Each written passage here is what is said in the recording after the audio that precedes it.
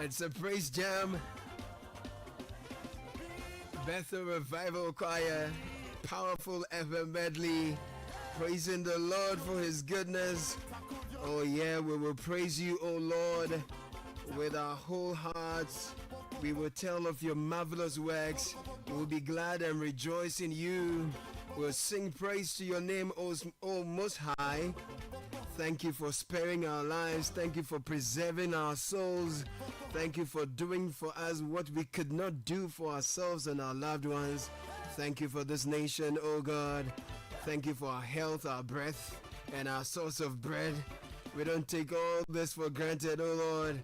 On this Friday morning, we'll rise with praise, thanking you for all you do for us. Another chance to serve, and we're grateful for it. 28 after 6 Friday morning, July 11, 2025. Welcome to 97.3 Citi FM. We call it the Citi Breakfast Show. My name is Caleb Kuda. We start the show with business sense.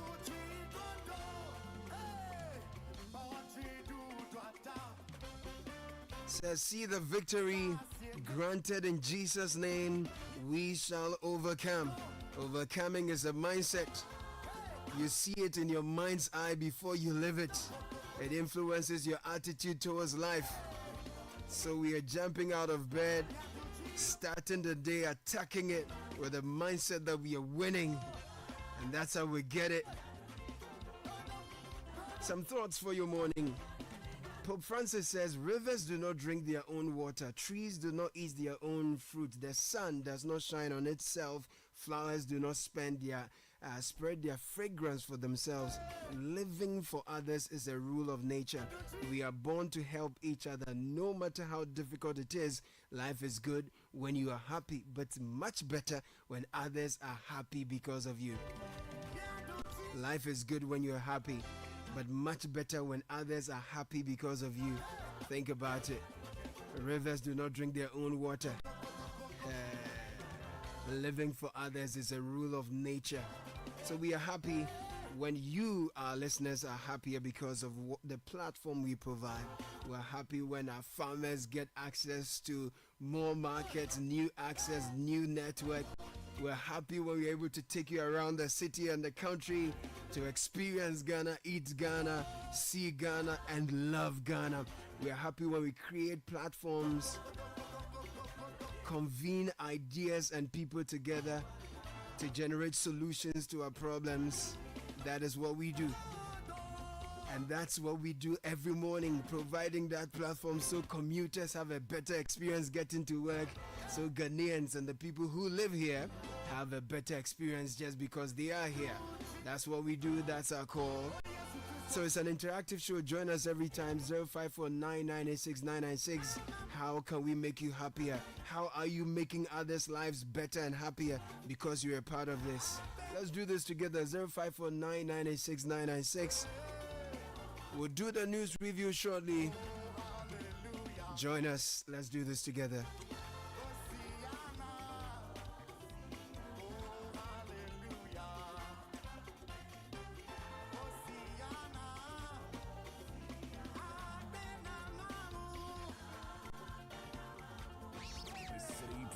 Show. Rise above the noise. This is the Citi Breakfast Show. The city's biggest conversation.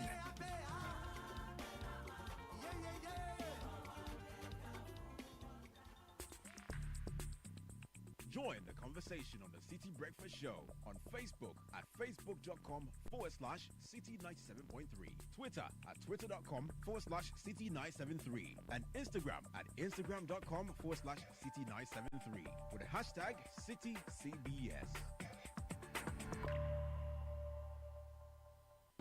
The Citi Breakfast Show. Rise above the noise.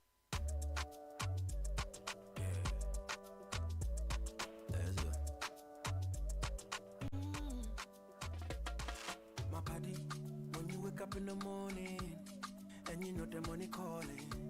Oh, you go work, but you know it's I on your side. If I believe with us, if I hold my hand and believe,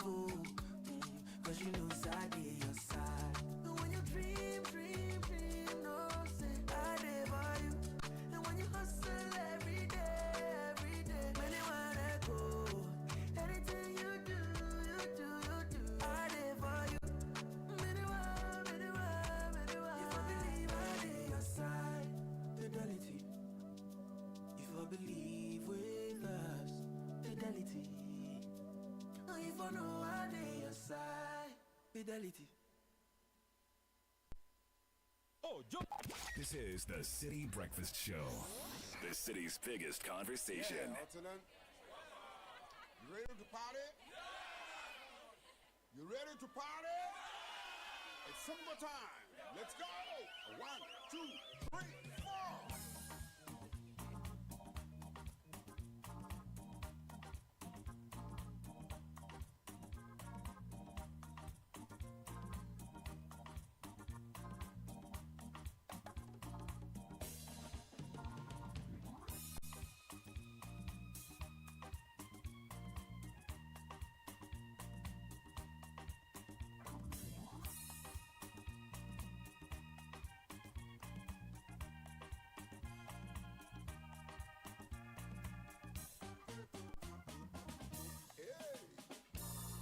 Shimoa. Mama and play too. The mom and the papa. And when you know rock and so.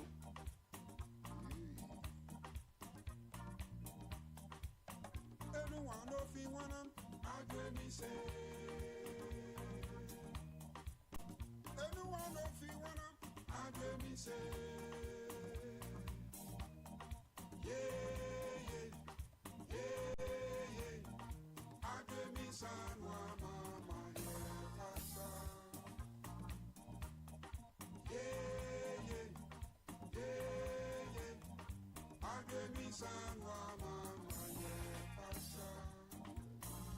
It's a tune we love. Oh yeah. Aha. I give me say.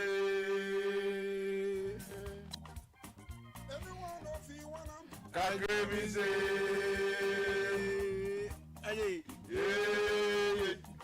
Yeah. Kakremisa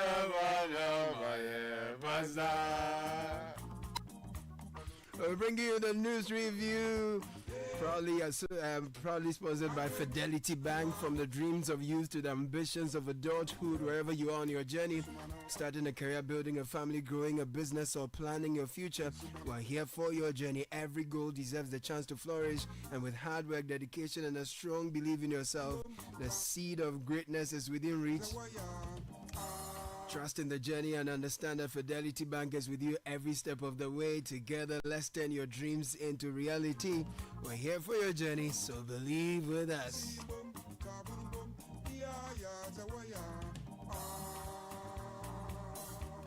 And a very special morning going out to Professor Justice Bowley, Dean of the University of Ghana Business School.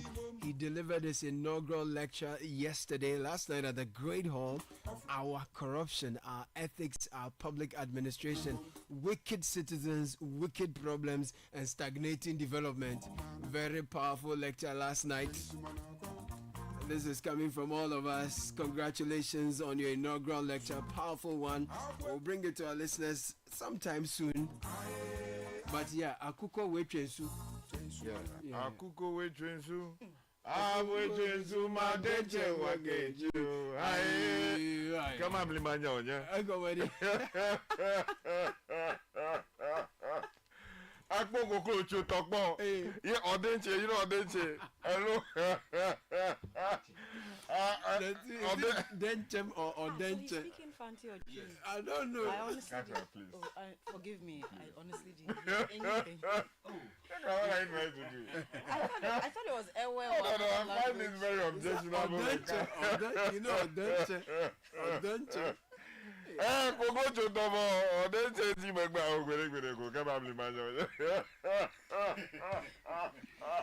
Good morning, Richard Alaskai. Yeah, Good morning, Francisca Kakrafosen. Good morning. No, it's a Friday and I feel the vibe. Yeah, I'm ready for the weekend. Yeah. But a lot is happening in Abluma North. Oh, yeah. More action happening there, so we take listeners straight up to Abluma North and other stories. We've got in the all of papers. that covered later today. Absolutely. On this show, on Yeah, man. many other shows, Yes, from all the TV, platforms radio, that- online, exactly. everywhere. You keep your radio dial locked here, your Yeah. TV dial locked on channel 1. Absolutely. And your online stuff locked on the City Newsroom and Newsroom.com, Channel 1, .com and our we'll make it Facebook, up. Twitter, Instagram, TikTok, yep. WhatsApp channels, everywhere we got you covered. So if you go to citynewsroom.com, for example, Abluma North votes in crucial parliamentary rerun today. All of that for you shortly. And on the rerun, Kennedy Japan storms Abluma North for Ekuya Efriye. NDC will win Abluma North rerun. This is now Odole Soa. Still on Abluma North, Ekuya Efriye deserves support. This is the constituency secretary. And then we will not repeat MPP's mistakes in Abluma North rerun. This is the NDC. So very rerun heavy stories like that. It is possible to survive in public service without corruption. This is Professor Justice Baule in his inaugural lecture last night. So more of that coming shortly. And star boy Mohamed Kudus finally is moving from West Ham. It's official. Tottenham has signed him for £55 million. My God, a lot of money there. Yeah, let me take you to the Daily Graphic this morning. Dispute over chieftaincies 2, tight security in Kweu. Also on the front page this morning, stage set for Ablekuma North polling stations rerun. And 2 women are here on the front page. They are going head to head against each other to settle the feud there. And sterile men should avoid hot water bath. This is according to an expert. Whoa. So, I see. Yeah, you don't need to understand. Don't worry. But courtesy demands that at least you explain. It's just what you read. It's not if there are no bath for hot water. Okay, let me go to the Ghanaian point and front page stories. I'm contesting today. That's MPP's Ekuye Free declares despite party withdrawal. I think there's an update to that. And other stories, the blue economy is our next frontier. Let's secure it together. Chief of Staff urges maritime security for national growth. Also, SkyTrain scandal. High Court sets July 23 to open trial of former GIIF bosses. Other stories, President Mahama to embark on thank you tour of Western North region, and there will be no nationwide blackout on July 13, Energy Ministry clarifies. Let me take you to the Daily Guide for this morning. Still, Ablekuma North rerun, MPP NDC slag it out. Also on the front page this morning, jealous man burns 200 houses in Ahojo. Charlie, this is a very serious one. 200 houses over jealousy. Baby. And then also 1 nabbed over immigration officers murder. This is a very troubling story. And, it's so disturbing. Yeah. And Lands Minister calls for 7-day ceasefire in EMP Azuma dispute. 7-day ceasefire. To the Herald newspaper, and $250 million Chinese cash sabotaging Ibrahim Mohammed's engineers and planners. John Mason's credentials questioned. Minister orders 7-day mine dispute resolution. Also, Ameo Kumfi, Solomon Asamoah, 2 million SkyTrain trial begins July 23. NPP presidential aspirants spray CDs and dollars on Ablekuma North candidate. Okay. And GIPC launches investment mapping of all 261 districts. The Informer newspaper says Ablekuma North rerun. Candidate defies party directive not to contest. So we have the photograph of the candidate herself, Nana Ekia Uswefriye, and in the background, MPP General Secretary Justin Frimpong Kodia. Also on the front page this morning, LGBT plus hesitance. Sam George unhappy, and he's urging Ghana to be consistent. Also on the front page this morning, 2024 MPP defeat, Kennedy Japan partly to blame. This is coming in from a university professor. The Chronicle newspaper has this for their front page stories. Businessman allegedly steals 14.5 million Ghana cedis from the late John Kuma's family company. True. Also, police exhume another body in Adidome enclave, and they've been running a series on this Adidome, what appears or looks like a serial killing. Can get the Chronicle for details. And finally from me, the BNFC says this morning, savings and loan sector hits 10 billion Ghana cedis in assets. Also on the front page, regulatory delays cost some 30 million Ghana cedis weekly in demurrage at our ports, and the government to overhaul GIPC Act, and Standard Chartered declares dividend at 55th AGM, and they have highlighted capital preservation, innovation, and sustainability as pillars for growth. Okay. The Inquisitor leads with NPP flag bearership race. Educhum struggles. Also upon Fosucha's GIPC board. And MPs visit TCDA to understand operations. Another story on the front page. Professor Jampo forgives his assassin in quote. Okay, so let's go to the online portal. Yes, now. digitally, channel1news.com, Free vs. Irabina Orbin Abluma North decides today that here we will ensure Abluma North rerun is fair, transparent, and credible. This is the Electoral Commission, and the party secretary in Abluma North says NPP rallies behind Free despite party boycott, and Free has party support. She's not defying the NPP. This is Asifua, the member of parliament, speaking here.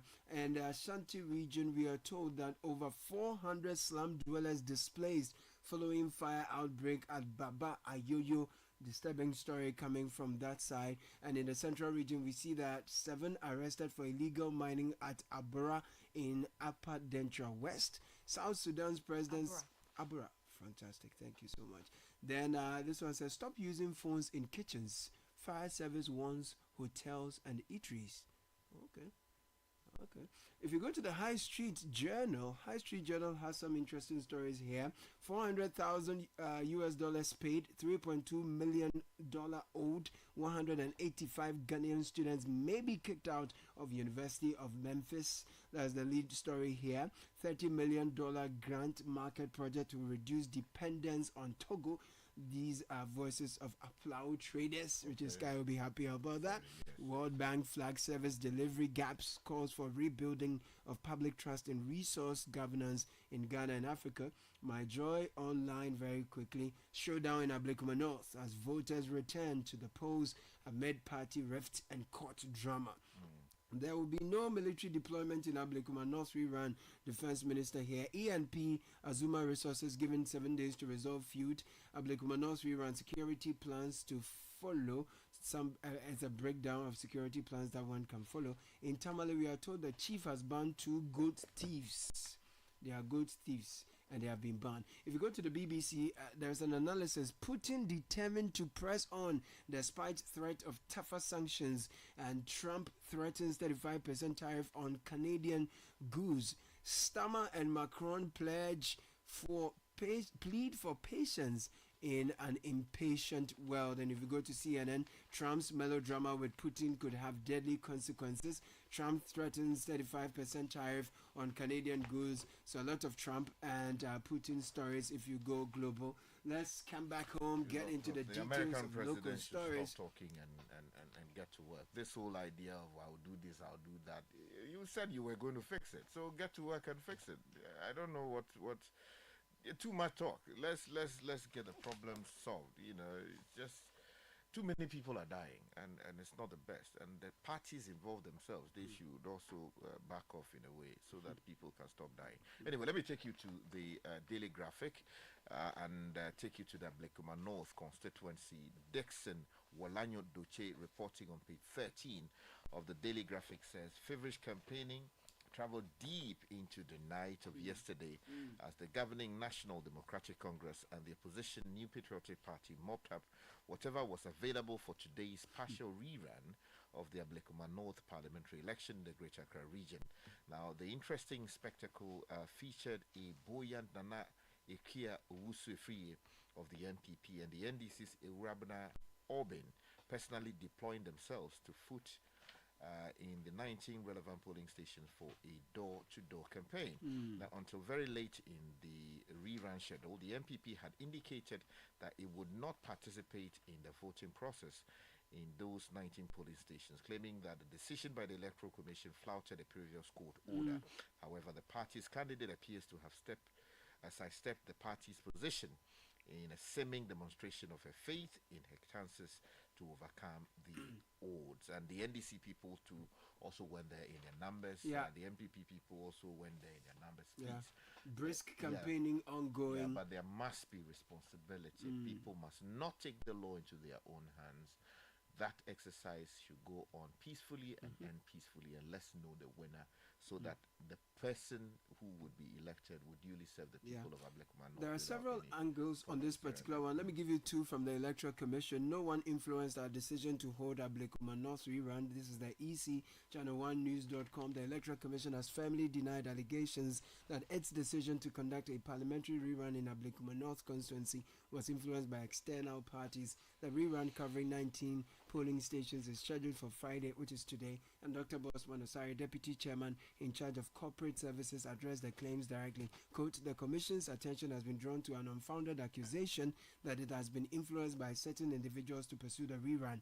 We state categorically that Ghana's electoral management body is an independent body and will not be dictated to by any person or institution. Our track record speaks for itself. And then he is assuring that we will ensure Ablekuma North rerun is fair, transparent, and credible. This is still Dr. Asari. On our part, quote, as the electoral management body, we are desirous of bringing the election in the Ablekuma North constituency to a conclusion and to ensure that the constituents have a representative in parliament. So the NDC has been speaking. A lot of flag bearer aspirants in the NPP are also there supporting the campaign of their candidate. We'll bring you all of that later today on TV, on radio, online. Sure. And this is from the Herald newspaper, Right. reporting that NPP presidential aspirants spray CDs and dollars on Ablekuma North candidate. The new Patriotic Party parliamentary candidate for Ablekuma North, Nane Owusu-Efriye, was yesterday sprayed with cash by the leading presidential aspirants of the party ahead of today's election rerun in 19 polling stations. And the Inquisitor also has on page 3, NDC will have 2/3 majority in parliament if you boycott Ablekuma North rerun. Ayana warns NPP. Now, public interest advocate Rodlin Imoru Ayana has called on the New Patriotic Party to reconsider its decision to boycott the Ablekuma North parliamentary rerun in 19 polling stations. According to her, the implications could shift the balance of power in Ghana's parliament. Speaking on TV3, Ayana emphasized that the National Democratic Congress (NDC) stands a chance of attaining a 2/3 majority in parliament should it win the contested seat. So that's an interesting angle. Oh, okay. Well, let's take you to some other matters because we're told that tension is boiling up in the Kwewu area, and this is particularly disturbing. Back to the daily graphic again. Timothy Goba, my good friend, writes for the paper on the front page that dispute over chieftaincies to tight security in Kwewu. The national security is beefing up security in the Kwewu areas of the Eastern region in the wake of the ruling by the Eastern Regional House of Chiefs in the matter relating to the occupancy of the Kwewu stew. Now, the purported distillment of Dasibre Ikiamwa Ejapon II from the Kweuman stew and the subsequent installment of Bafwa Kotose is in his place are said to have raised tensions in the area. Now, unimpeachable sources have informed the Daily Graphic that the national security, folks, have subsequently instructed the Eastern Regional Security Council to conduct 24-hour surveillance in the area, particularly around the Abene Palace in the traditional area. Now, the measure is to contain any possible skirmishes or violence by rival factions in the chieftaincy dispute. We call on the parties to exercise restraint because there cannot be any way that we can develop that place and many other parts. It's one of the finest places you have on Beautiful. earth. Very beautiful place. A lot of investments go in there. And so please, we urge them to exercise restraint and resolve their matter through due process of law. It is possible to survive in public service without corruption. Professor Justice Baule, who's the Dean of the University of Ghana Business School, has called for bold ethical reforms to tackle systemic corruption and strengthen public administration in Ghana. Delivering his inaugural lecture at the University of Ghana's Great Hall on Thursday, July 10, 2025, Professor Baole described corruption as a deeply entrenched challenge that continues to undermine institutions and erode public trust. Very brilliant lecture later. We'll bring you some excerpts of that for one on a good day. But closely linked to this, the World Bank has flagged service delivery gaps and is calling for rebuilding of public trust in resource governance in Ghana and Africa. I'm reading from the High Street Journal. The World Bank has called on African governments, including Ghana, to urgently improve how public resources are transformed into essential services, warning that public dissatisfaction is on the rise due to poor governance and weak service delivery. Now, according to the World Bank's latest Country Policy and Institutional Assessment, CPIA, report for Sub-Saharan Africa, the region's average policy performance score remained flat at 3.1 out of 6 in 2024, with many countries struggling to translate policies into real benefits. So people are getting dissatisfied. Ghana, which has faced recent public agitation over cost of living, erratic utilities, and sluggish job creation, is not isolated from the trend cited in the report. So that's a call for us to translate service delivery into fix the gaps in service delivery. Let me bring you an interesting story from the Ghanaian Point. Ghana explores national airline partnership with Portugal. President Mahama says that. Now, President Mahama has expressed Ghana's willingness to partner with the Portuguese government to establish a national airline as part of renewed efforts to revitalize the country's aviation industry and boost economic growth.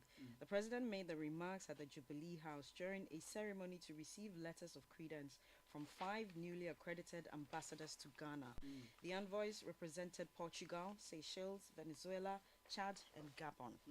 I find it's interesting, the possibility of a new airline. But another important story from that paper, Ashongman Estate, one arrested over immigration officer's death.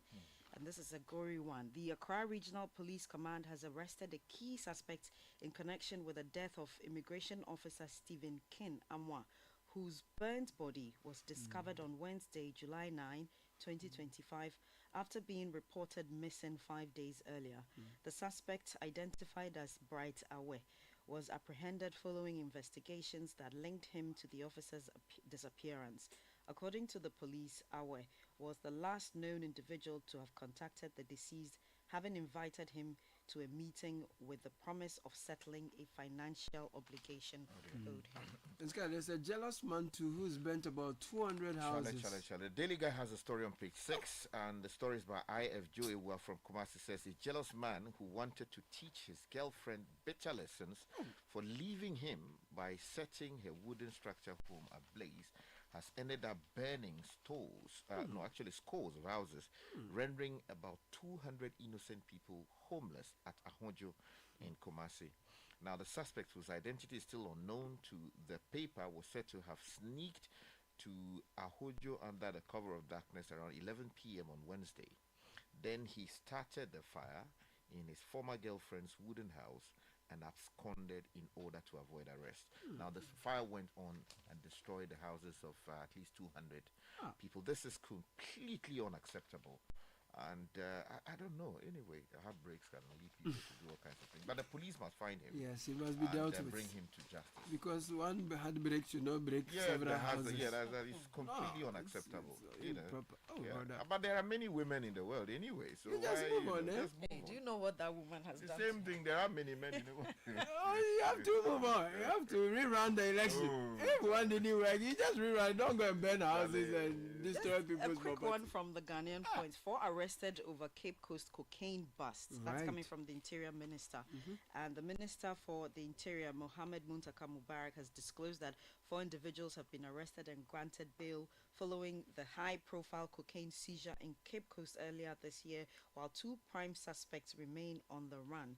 In March 2025, operatives of the National Intelligence Bureau, NIB, intercepted around 3.3 tons of cocaine hidden beneath sand in a tipper truck at Pedu Junction, Cape Coast.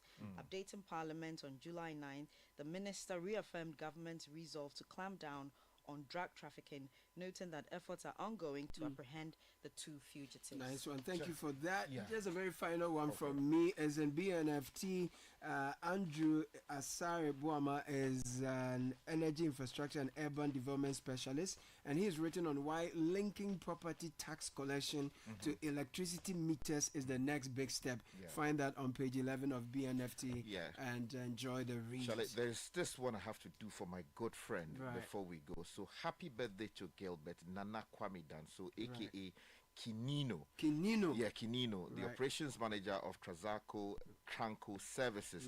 We love and appreciate you, and we pray for many more prosperous years ahead. Have a blast. Yeah. It's coming in from your wife Nanama and kids Nana Yatike and Ohima Efia Danso. And let me also say good morning to my good friend Gordon Sir, and then also Sagacious. Gordon Sir. Yeah. Sagacious. Herdo wisdom. Yeah, Herdo. Sagacious Hado Wisdom of Juja. Okay, it's a day to go. Tomorrow, there in Sawan Pokwasi, people will be demonstrating. So Yes. you live there, so Yeah, I you'll be live there. there, so I'll be Cool. going for the demo. You see me. It's okay. Oh, I shouldn't go. Time is. You have to be there. You say I shouldn't No, go. you I go. should go. Yeah, you should go. That's the news review. Oh, jump on now. Go.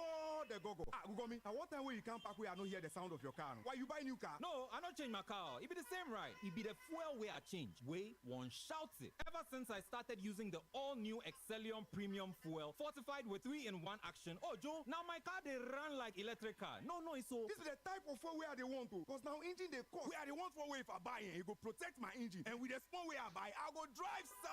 Absolutely. It's like strapping a turbocharger to your engine and giving it a protector. And what they bust my mind, Seth, be the 3-in-1 action, no? Excellium, they prevent up to 99% of deposit. It be anti-wear, some be anti-corrosion. Won't pay when I open them. Hey, yeah. So where can I find this magical fuel? Just head over to any Total Energy service station and your car will thank you. Hey, then make I finish my gobe fast, then rush go Total Energies. My friend, but why your hand my gobe inside? I give you info. Make I feel the go too small. Go. Excellium is designed to protect your car engine, decrease fuel consumption, and lower CO2 emissions. Don't say fuel, say Excellium. Choose Excellium, choose quality. This is the City Breakfast Show, the city's biggest conversation. The City Breakfast Show. Rise above the noise.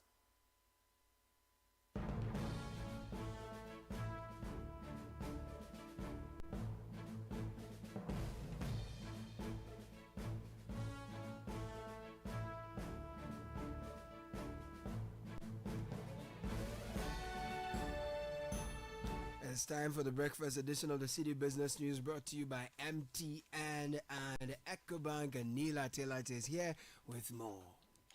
Hello, good morning, and welcome to the Friday edition of the breakfast edition of City Business News on 97.3 City FM, brought to you by MTN, Goyle, and EcoBank. I am Ni Latte. This morning, we begin with the country's plans for foreign direct investment, because government is confident that the newly launched Investment Opportunity Mapping Project will help correct the uneven distribution of foreign direct investment across the country. The initiative, spearheaded by the Ghana Investment Promotion Center, is designed to identify and promote viable business opportunities in all 261 districts, with the aim of attracting capital beyond traditional urban centers. At the launch, Chief of Staff Julius Debra revealed that over 70% of FDI currently flows into the Greater Accra region, leaving other parts of the country underserved. He said the project will be key in decentralizing economic investment and driving inclusive growth. Ghana's investment inflows, particularly foreign direct investment, have been heavily concentrated in a few urban centers. Currently, approximately 70% of all foreign direct investment continue to be centralized in Greater Accra only.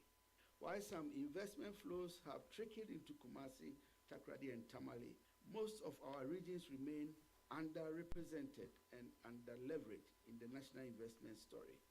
As a result, the unique economic assets these regions possess have yet to be fully harnessed. The imbalance has contributed to uneven development, limited job creation in rural communities, and underutilized local potential in other regions. The IOMP directly responds to this challenge by offering a data-driven district-by-district roadmap to guide both local and international investors to where the opportunities are and where they are most needed. You heard Chief of Staff Julius Deborah now. Government is moving to diffuse tensions between engineers and planners and Abluma Resources Ghana Limited over the controversial Black Volta Gold Project deal. The Ministry of Lands and Natural Resources has issued a one-week ultimatum to both parties to resolve their differences amicably or risk a state-imposed decision in the national interest. The move follows a $100 million acquisition facility agreement between engineers and planners and the ECOWAS Bank for Investment and Development. The funding was intended to facilitate what was described as Ghana's first large-scale wholly indigenous gold mining operation. But the transaction has sparked controversy after Abluma Resources publicly denied any formal agreement with engineers and planners, a development that has cast doubt over the legitimacy of the deal. Away from that, and micro, small and medium-sized enterprises operating in Ghana's food processing sector are being advised to treat food safety standards as a core business strategy, not just a regulatory requirement. Chief Scientific Officer at the Ghana Standards Authority, Dr. Rosalind Isiamwa, says proper food handling and safety compliance can enhance market access, improve product reputation, and support long-term business expansion.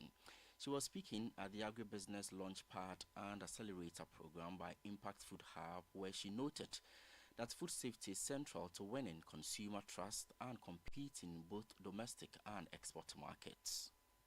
Dr. Amo underscored the importance of adopting best practices and upholding food safety standards. Her remarks were made at the second day of the Agribusiness Launchpad and Accelerator program organized by Impact Food Hub in Accra.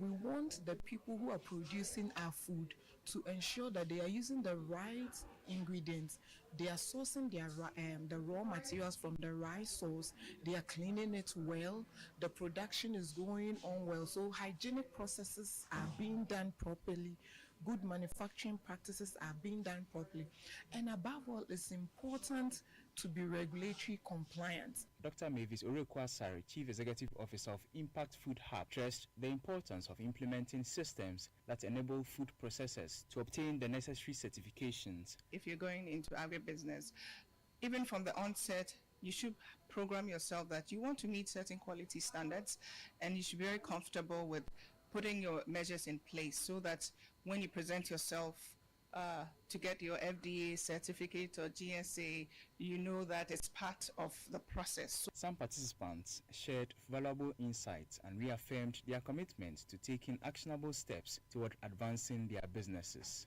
Equipment and machinery is things I'm going to look at differently now.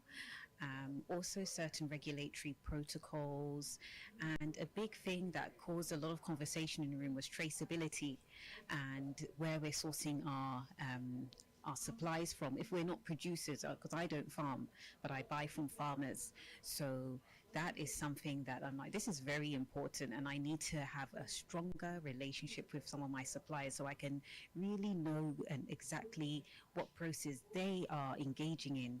This is actually providing some structure to what has to be done on the farm, because we start from the farm gate and then the food ends up in the processing house. So it's been very educative.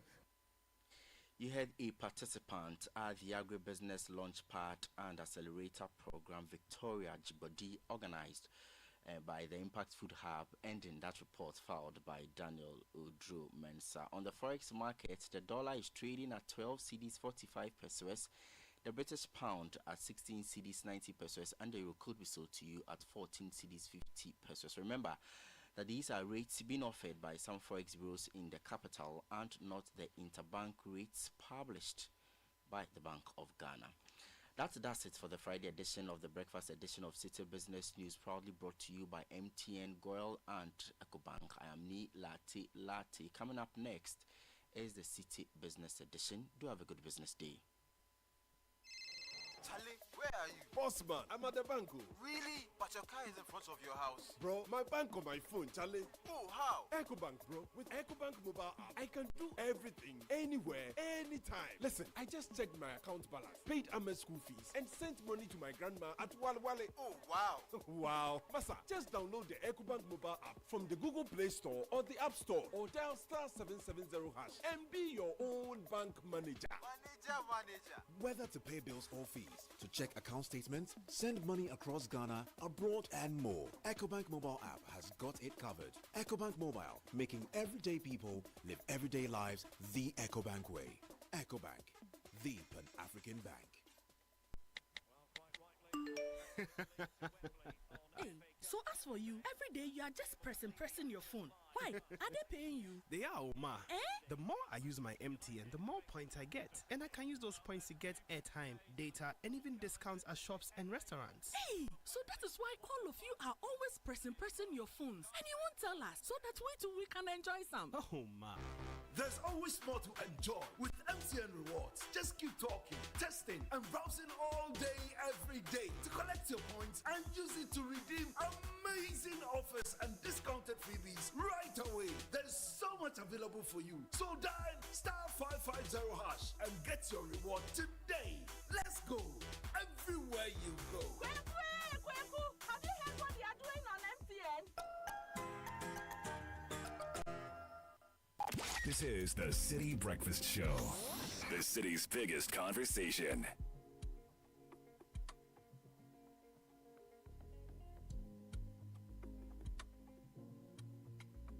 It's 7:09, and today we'll have a big conversation looking at how we can use Fintech to increase the penetration of insurance in Ghana. That is coming up. Look forward to it. Now, everyday people face different emergencies: police, fire, medical, you name it.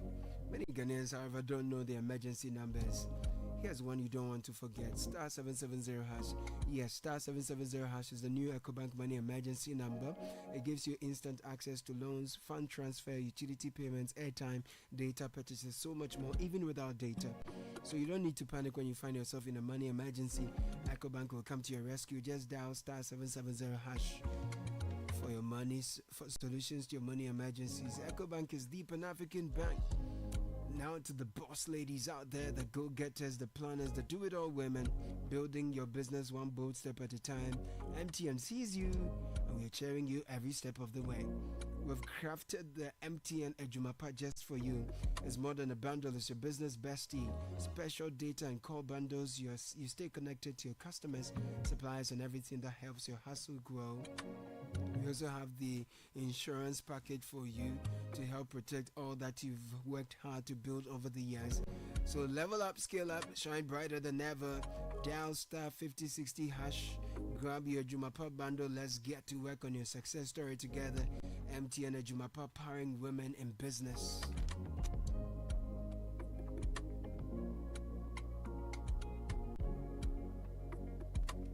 And this weekend, if you are on a road trip, you sure want your engine to feel confident, protected, and ready to perform like never before. That's when we talk about Shell V-Power. Shell V-Power comes in with this Dynaflex technology, specially formulated to clean and protect your engine, giving it that boost it needs. Taking away performance robbing deposits so your engine performs at its best. So fuel unbeatable because the best choice feels just right. Feel the feeling with Shell V-Power. Shell go well. Look, you have to store water. You don't know. Just when you have some surprises. And the brand everyone trusts in Ghana when it comes to water storage tanks is Polytank.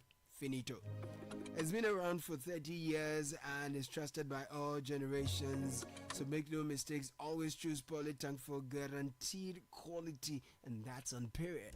It's available at the same price across the country at Polytank partner shops.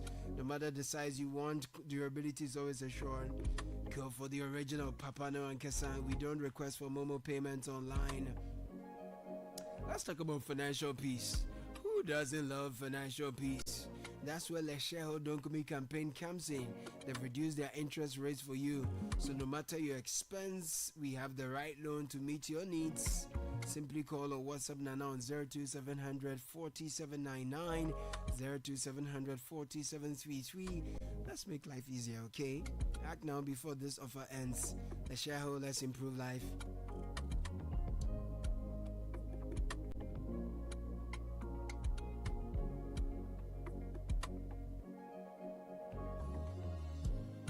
So as I said early on, we are at a place where people still struggle with basic life insurance or a clear path to retirement. One Ghanaian fintech startup in the midst of all this is stepping in to change the narrative using technology, or what some say technology, to simplify the complexities and bring financial protection closer to you. That is what we have for you on City Business Edition today. We are looking at life insurance and pensions, not as boring paperwork, but as an important safety net for the ordinary everyday Ghanaian. So Neil Atelate is talking to Festus William Amuya, his co-founder of Fintech Company Limited, and they're exploring this platform and how it can increase insurance for you. Enjoy. The City Breakfast Show. Rise above the noise.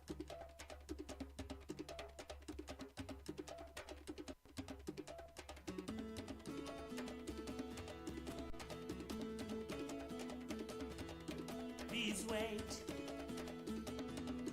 Please wait. Please wait until I get my new car. Please wait until I find my real size. I'm gonna get me some love so bad. My girl, sweet girl, my girl.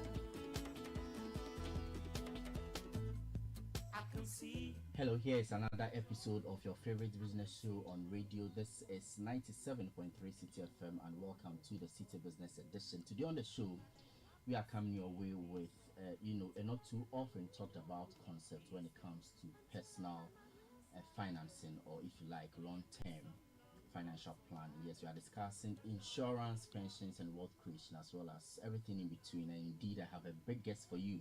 Thank you so much for tuning in. I am Neil Latte, by the way. It's one thing to save or even invest, but do you also know that insurance and pensions is also part of this whole wealth creation formula? And if you didn't know about that, we are breaking it down for you today on the show. I'll be talking to Festus William Amoya. Professionally, he is an investment banker with more than a decade of experience, but now he's doing some amazing and great things in the world of tech, and he is CEO of Fintech Limited, and he will be talking to us on the show today. Welcome, Festus. It's good to have you. How is everything going? Thank you. Everything is fine, and good to have me here. I see. I'm not too sure if I've been able to describe exactly who you are and even what you do, given the kinds of things we are doing now, from agriculture, which happens to be, your undergraduate studies, into fintech, into investment banking, now an entrepreneur, as you want to describe yourself. Exactly who are you? What else haven't I told the listeners? No, you've mentioned everything about me. Yes, my first degree was in agriculture, but I've always have a passion for small, medium-scale enterprises, as well as how we can help individuals to also create wealth. So yeah, I worked with a few organizations as an investment banker, as a consultant, and out of that I evolved to become an entrepreneur, to use technology to help people to create a future that will give them a safety net. I see. How did that transition or shift happen, if you like? Yeah, the transition happened because I took up a program with the Frankfurt School of Finance and Management, and as part of my project work, I decided to work on personal finance, which is another level of digital finance. The first one is the P2P, where we have the mobile money working very well, and then you go into remittances and etc. But then when it comes to personal finance, it's something that is another level of the digital finance, and that is what I decided to pursue in my next life after investment banking. Is it that there was a problem that you wanted to address? Yes, there is a problem. We always have to find solutions for problems that users face. And I realized that a lot of people only become very conscious of their pensions when they are getting to the advanced age. After 55, then they begin to think about what their pensions look like. And then also you have other products and services that can also help create a safety net for families of people that something may, happen to them, and then the family is left with nothing. And I realize that these are all elements that can help people to be able to plan, so that in case of any eventuality, or even if you go on pension, you still have a bucket of resources that you can, take out to solve your problems and etc. I see. So you talk about insurance, you talk about pensions, and if you put the two together, is it what we get to hear as wealth creation? No, wealth creation goes beyond, it goes beyond life insurance, it goes beyond pension. You can also put your money in other investment instruments. I think we've spoken about it in saving your money, buying treasury bills, buying stock on the Ghana Stock Exchange, all are part of wealth creation, or even creating a business where you employ people and make profit, and out of that you create wealth. But beyond that, there are also what I'll call safety nets that you can put in place. Even if you have a business by yourself, you can still have that safety net that tomorrow something happens and you can survive without that business, because anything can happen. There's a risk associated with whatever you do, and therefore what other provisions are there that can provide that needed support when you need, and that is why life insurance comes in. As for pension, it is for the future. When you retire, it's something that you want to live on, but often than not, it is not enough to cater for your needs after pension. I see. And with these pensions that you talk about, I know there is the tier 1, which happens to be the slate, and then also tier 2, which is the private, ones that a lot of companies do for their employees, as well as tier 3, which is the provident fund. But even before we get into that, what is the biggest myth you've ever heard when it comes to insurance and pensions, if I want to lump the two together? So for life insurance like this, they will tell you that it doesn't exist, or you will never get the money. When the time comes, you will never get the money. And it's the same thing with pensions. The myth around it is that you are likely to retire poor. So you are likely to retire poor. And so if you are likely to retire poor, why shouldn't it be a safety net for you? And that is where I'm taking you to. So for example, why do you think a lot of people are shying away from such an important element like this? So there's three things that is happening when it comes to life insurance, and even perhaps sometimes to extension of pension. Even before you go on, do we have to mix the two, or should take it one after the other? Let's take it. Yes, let's take it one after the other, because buying a life insurance policy is more voluntary, or a decision you make by yourself. But pensions are guided by laws of the country. So as long as you work, you are required to contribute to the tier 1, tier 2, and tier 3 is voluntary. But life insurance, which is a personal pension, life insurance is a decision you make to support whatever other income or wealth that you are creating. So maybe let's talk about why life insurance and the myth around life insurance. So yes, three things that usually you hear about people. There's a lot of mistrust around life insurance, because they say the companies are not likely to pay you the money, or they take money from you without you knowing how much it is. And there is also the issue of complexity. People find life insurance a bit more complex compared to a normal insurance where I take my car there, they value the car, and I pay for a comprehensive, or I pay for a third party. But life insurance is a bit more complex for people. And the third one is just I can put it to like religious beliefs. Some people don't believe that I need to insure my life, or if I insure my life, it means I'm going to die. I see. So mistrust, complexity, as well as belief. But among these three things, which one is having a deep toll on individuals? And I'm asking because, look, maybe let me put the question this way: what do you stand to risk if you don't have such a safety net? So so let me say this: life insurance typically is not about you, the individual who is buying the policy. It is more about the people that it's the dependents. So something happened to you, how does your dependents survive? So for example, you may have just started working, you've gotten married, you have a kid. By law, you are supposed to contribute a minimum of 240 months to your pension, which is tier 1, before you can have access to it, right?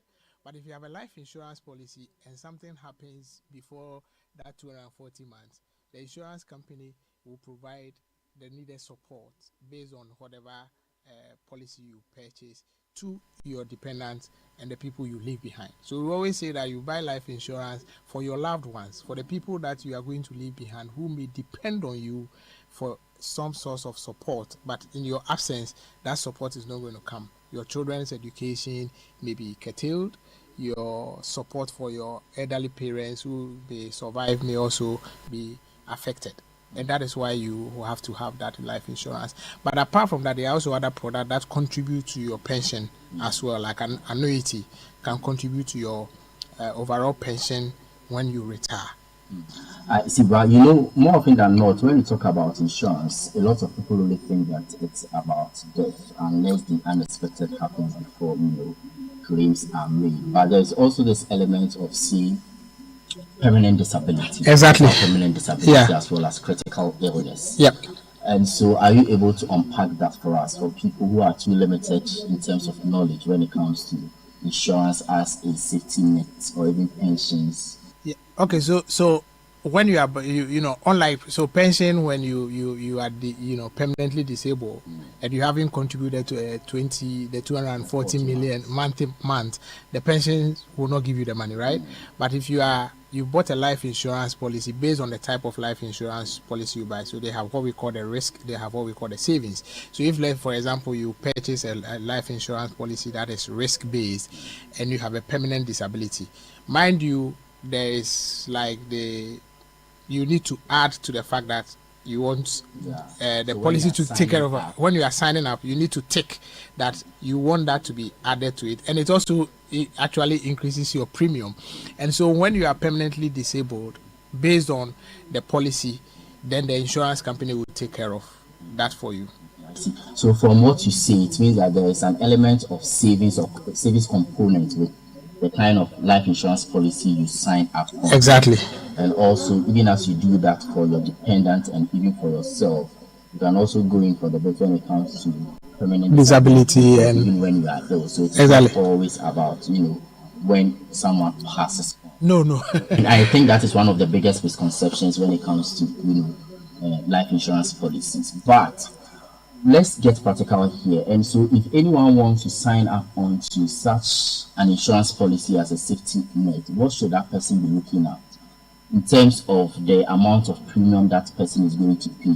Should I look at my salary? Should I look at the amount of payout I'm looking at, for example? No, there are different factors, because the insurance companies have a way of analyzing the premium you are supposed to pay. So yes, your cover, how much money you want to receive, so something happened to you, would obviously determine how much premium you're going to pay. Ideal amount. 100,000 Ghana. It depends on you. If you want $1 million, a million Ghana cedi, cover, it will determine how much the premium. But also you have to other factors, your age as well. Yeah. If you are also somebody who have underlying medical conditions, you have to declare all of that, and that will determine how much your premium is going to be paid on a monthly basis. And it's also expected that annually your premium will have to increase in line with what inflation factors are. So that's what we call the inflation escalation. Exactly. So you set for yourself an amount of a percentage that every year the premium has to go up. And one of the things that people have to understand is that when you buy a life insurance policy, it's a contract.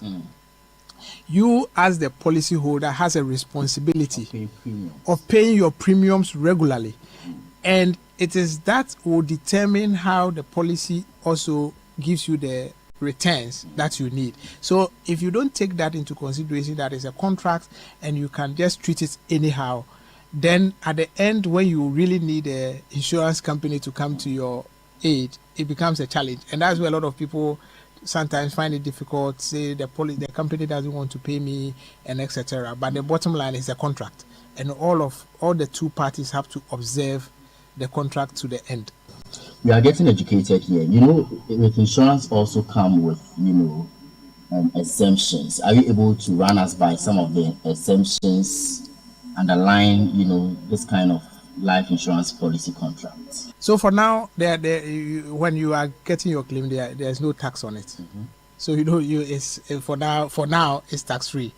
So as much as you contribute part of it of your salary towards that, and whatever claim that comes thereof in future, there's no tax in it, and that is one of the great benefits out of that. Let's shift focus to pensions now. We all know that Tier 1 is the SNIT one that's mandated by law. A lot of employers should ensure that they 13.5. Yes, Tier 1, Tier 2. 13.5. So how does it work? Some people say that, hey, if I leave this job, I'm not entitled to my pension.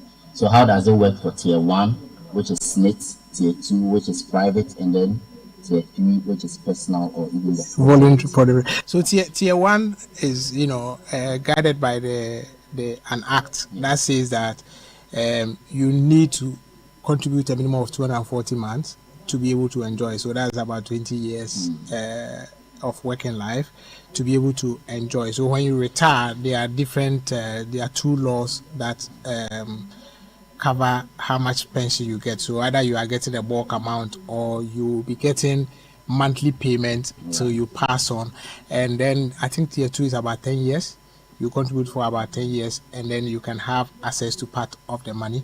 Tier 3 is more voluntary, so depending on what kind of arrangement you have with your employers, part of your money goes in there, and that you can always take it out as and when you leave the organization, because specific organization. Yes, you leave the specific organization. The specific organization will get a pension fund to manage that provident fund for you, and when you are leaving, you can always go and take that money to do something.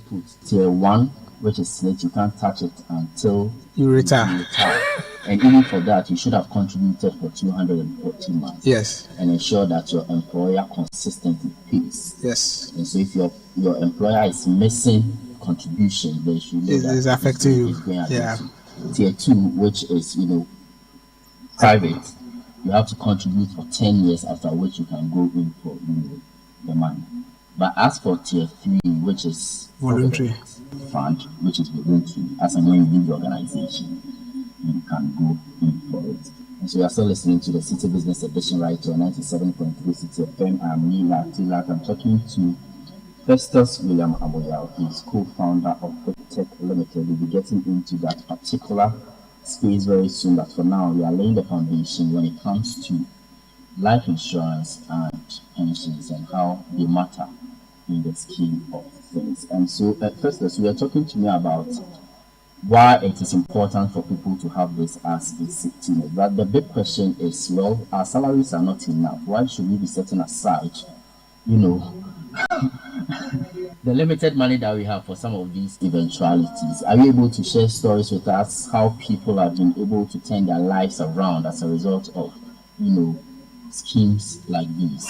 David, what it is that salaries will never be enough. Even those who are described as the richest people of the world still continue to make money.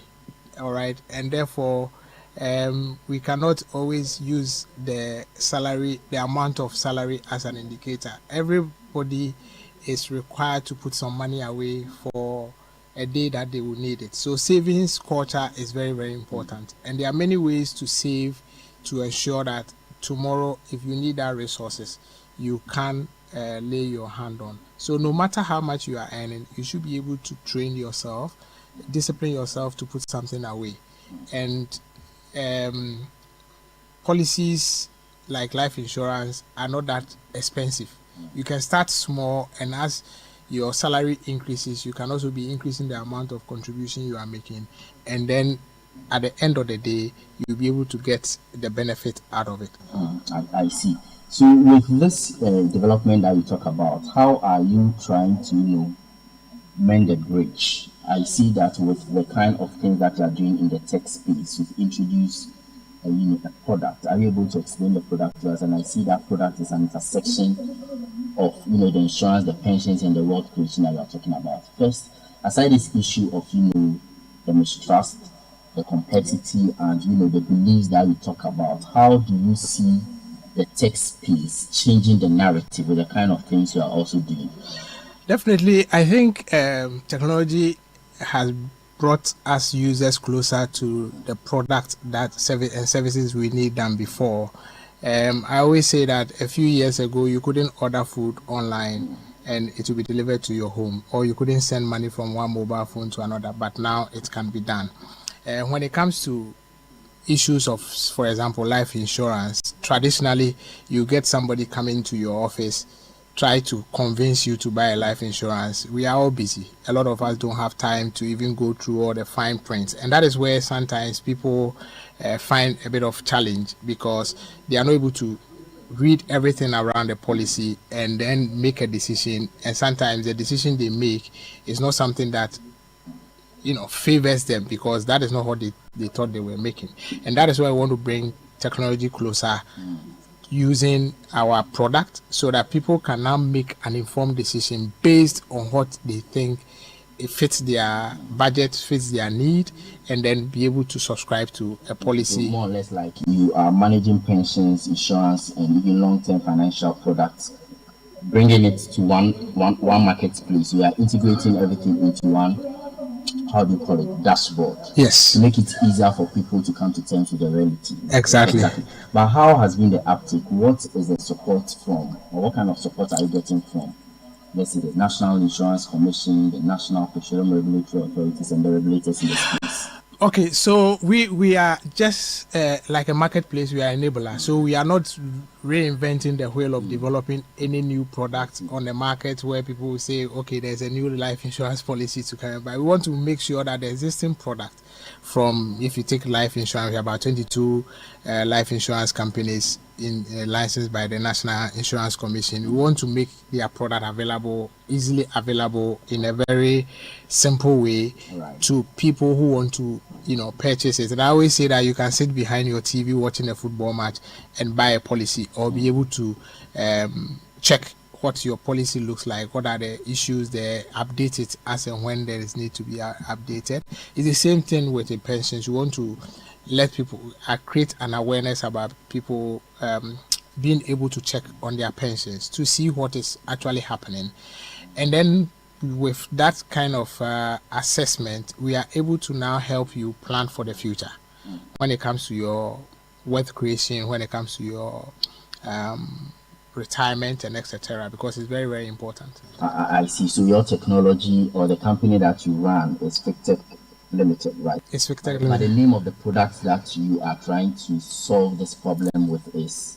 It's called My Fig, which represents my future investment goal, and has something to do with the fig tree for those who are biblical. Tell me about it. What was the idea behind it? Okay, so when we developed the concept, I was thinking about how do I make it, sit well with people, and use the biblical connotation of the fig tree. Jesus Christ was walking along a path, and then he saw a fig tree, and he thought there was food. The fig fruit is very nutritious. It has a lot of protein and everything, and so you can survive on it in the wilderness, without any issues. And when he got there was no fruit, and the Bible says that he cursed the tree, which means that the fruit that doesn't bear fruit should be cursed, cannot survive. And therefore I said, why not bring in the fig tree as a symbol, and that's why we have My Fig, which, like I said earlier, represent my future investment goal. And this particular technology that you are introducing to the market, or already on the market, is from your experience in private equity, your experience in investment banking, your experience in development finance, if you like, or even the tech space that you are talking about. And so from all the organizations you've worked with, you've worked at HFC before, now Republic Bank, right? And then you've also worked in some other international organizations. Walk us through the journey. So where did you work, and what lessons did you pick up from there, which you are trying to bring everything together in one form of product to ensure that we solve some of the challenges we are having to deal with when it comes to financial inclusion, having insurance, pensions, and wealth creation in mind. Yeah. Yeah, I think that I will put it this way. So there's a story behind starting my fig, and it's basically so about a few years ago, about three years ago, I lost my elder brother. Okay, may his soul rest in peace. And when he passed away, we were going through his things, and he had only one child. And what we realized that he was a professional teacher, and what we realized was that he had purchased a couple of life insurance policies, and all of them were the beneficiaries was a child. Okay, and getting access to that resources meant that there was not much pressure on the family for us to say, how are we going to take care of this child? How are we going to provide for his needs, and etc. So the life insurance policy came through for us. Another, great story is that we lost a friend as well. And when the time came for his funeral to be organized, the family said they didn't have the resources to organize the funeral. And the spouse remembered that they've purchased life insurance policy. So she quickly called the insurance company and said, this is what has happened. And trust me, the insurance company took care of the funeral arrangements right from the how do we call it, for the mortuary, keeping the body in the funeral home, providing the hearse and other services. It's a whole package, and that's lessen any pressure, financial pressure on the family, especially the wife and children who were left behind. So the wife could then take care of the children. There was no issue like I can't put the children back in the same school because my husband, who was contributing to the financial resources of the company, is not that way. So these are stories that also have changed my life around the whole idea of what life insurance. Is it also fair to say that life insurance in this context, or pension plans, are also a form of investment? Yes, they are investment. In actual fact, if you look at some of the wealthy countries and you look at their life insurance industry, you realize that they create what we call generational wealth.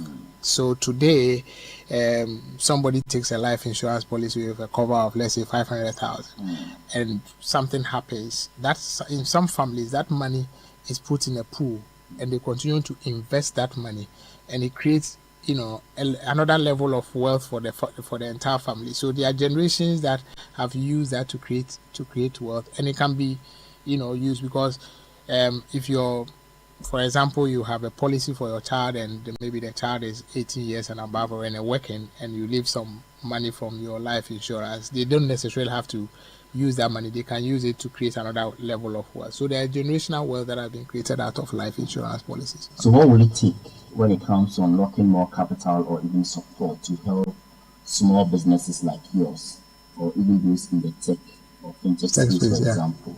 Is it going to be policy or just mindset? It's a combination of the two. As the policy wise, I think recently, the government had come out with a policy that allows the tier 2 pension funds to be able to put about 5% of their money in equity investment, and this has to be progressive, because our pension space, apart from SNET, has not really developed to the full end, because in other countries you could actually sit at home and know how your pension is being invested, and you can make decisions as to where they should put the money and not put the money, because you have a skin in the game and you want to make sure that at the end of the day you know what is going on. So it's with time we will get to that level.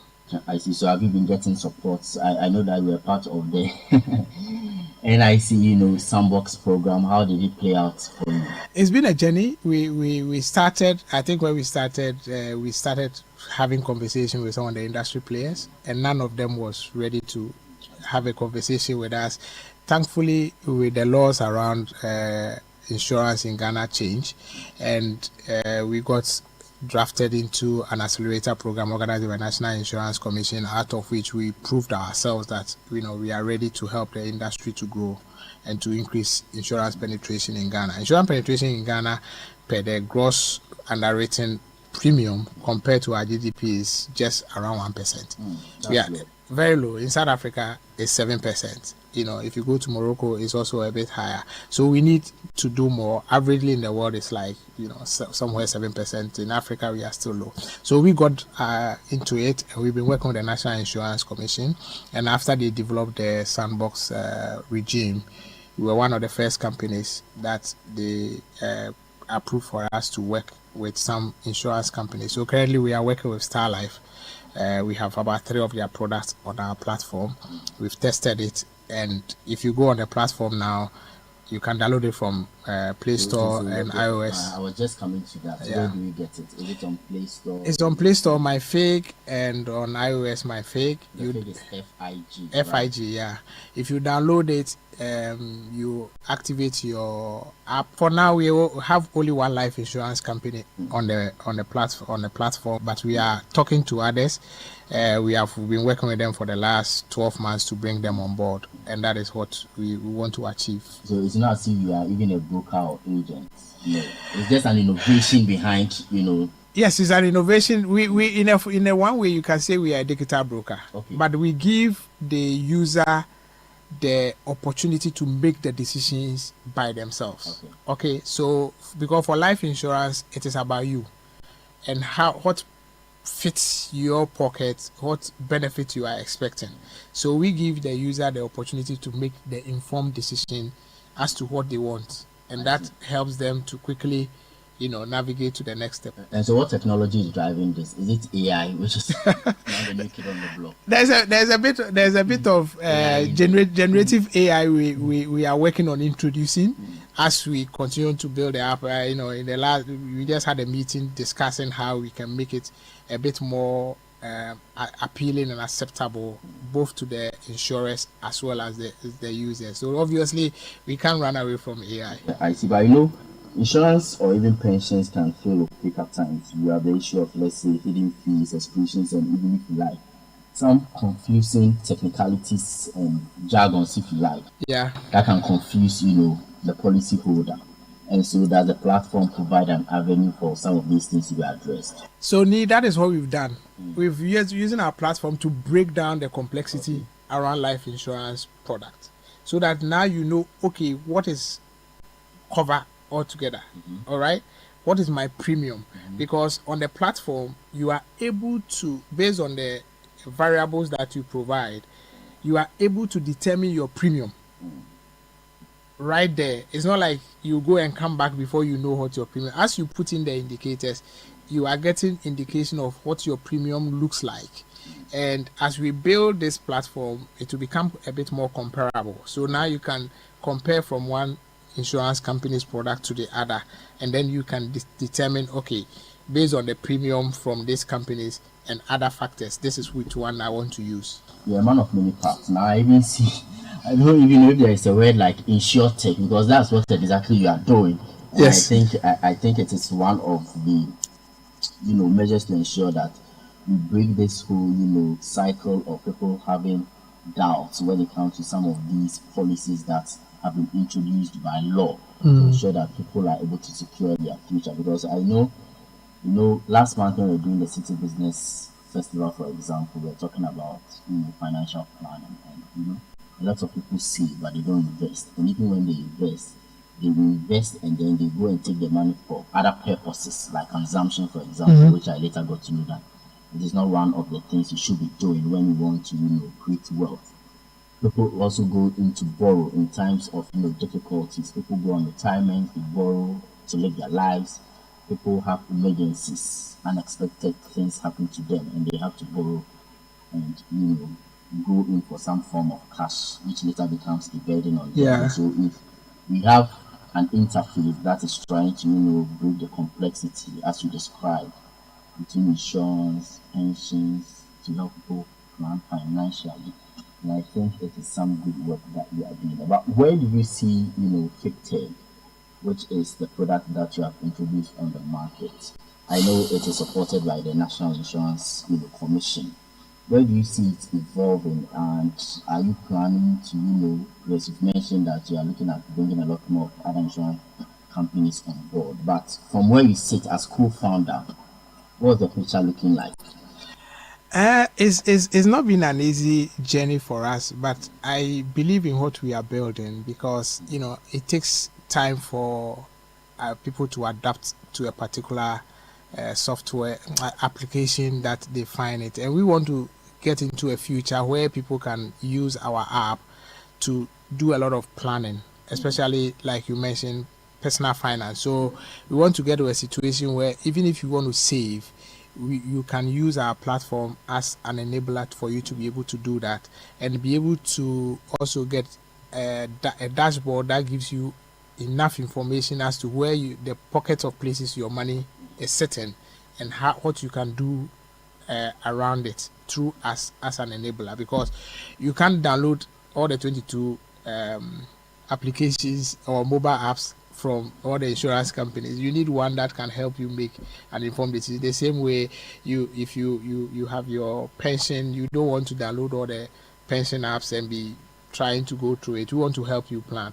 And in future, what we want to do is that people can actually, at the beginning of the year, they set resolutions and all that. We want you to do it on the platform. So if you set an investment goal on our platform, we can use, like you mentioned, AI to now tell you that, okay, this goal you've set, these are the pockets of investment you can put your money in to be able to achieve. So if you are setting a goal for the next 7 years for your child, obviously one of the avenues is a life insurance policy, because you have an opportunity to take that money after 7 years or after 8 years. You can also do a cash out when you are hard up. You can always go to the policy and say you want to take some money out of it, and it is available, unlike the other long-term investment policies that you may find elsewhere.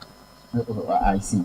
But first of all, I've been working with a number of international organizations trying to get funding for or capital funding for those in the fintech space. From your experience, what lessons can be drawn when it comes to how indigenous financial technology companies like yours will be able to attract funding from international partners? How easy or difficult is that? It is difficult in the sense that most of the international funds typically don't understand the ecosystem in which we operate. They're looking for certain kind of indicators, numbers, which often than not you may not find. And when I was sitting at the other side of the table, it was some of the things that I used to look out for. I used to ask people that you need to have this indicator, this level of traction and all of that. And their belief is that maybe the market is too nascent and it's not going to give them the returns in the time frame that they are looking at for. So what I would say is that it's also good that we are beginning to develop our own ecosystem of funds around. There are some local funds that are trying to also invest in some of the early stage businesses like ours, and this is a good thing, but it's at a very slow pace. We hope that it can be quickened to help fintechs. There are a lot of ideas around the financial technology sector that people want to come up with, but they are always scared because the moment you start and you are not getting the funding, it becomes a bit of a challenge and the idea fizzle out. There are also people who are accused of getting funding and then you not see the idea coming to fruition again. It is not easy in the market, because you need to have the grit to stay in the game, and obviously if the business is not working, it's not working. And sometimes we don't expect all ideas to come into fruition. We, as an investor, you have to also understand that it is not always an idea that comes out that will really work. Some will fall off, and therefore that has to also be factored into whatever conversation that we engage in as early stage business. In your case, are you okay, or there's some more support that? We need investors into our company. We have been supported by friends and family and friends, and my own support with the other team members. Obviously we want to raise money. We are talking to some investors to see how we can raise money, and the more insurers we have on board, the better for us. And we are engaging the insurers to ensure that they appreciate what we are doing, as well as some of the pension companies as well. So we are wrapping up here on the Citi Business Edition on 97.3 Citi FM. But what I did not tell you is that my guest is also the general manager of Express Gas. You didn't know about it, but I'm telling you, he's also working in the LPG space. Charlie, such an amazing profile. I mean, having started from, agriculture, then went into investment banking. I mean, how did that even happen? You've spoken about it, but I just want to find out from you, is there a relationship between energy access and financial inclusion? You should be telling me something about there is a correlation, because you see, having access to energy means a lot to a lot of people, and has the element of financial inclusion already, because if people who predominantly rely on biomass are likely to have a lot of health issues because of the smoke and etc. And so having access to clean energy, which is a goal of the government, is very, very important, and it will relieve people of having to use a lot of money on health related expenses, and that money can be channeled into others like insurance. I think this sounds like a very interesting topic for us to be discussing some other time on the show. The correlation between energy and financial inclusion. But I want to thank you so much, Festus William Amoya, co-founder Fintech Limited. He's been talking to us about Fintech, financial inclusion, innovation, as far as insurance, pensions, and wealth creation is concerned. So if you are minded about long-term financial planning, these are some of the areas you should be looking at, aside the traditional forms of investment vehicles that we have. But this has been another episode of the City Business Edition on 97.3 Citi FM. I'm so grateful that you stay tuned into the show. Catch you some other time. Bye for now. I get my new car. Please wait until I find my real size. I'm gonna get me some love so bad. My girl, sweet girl.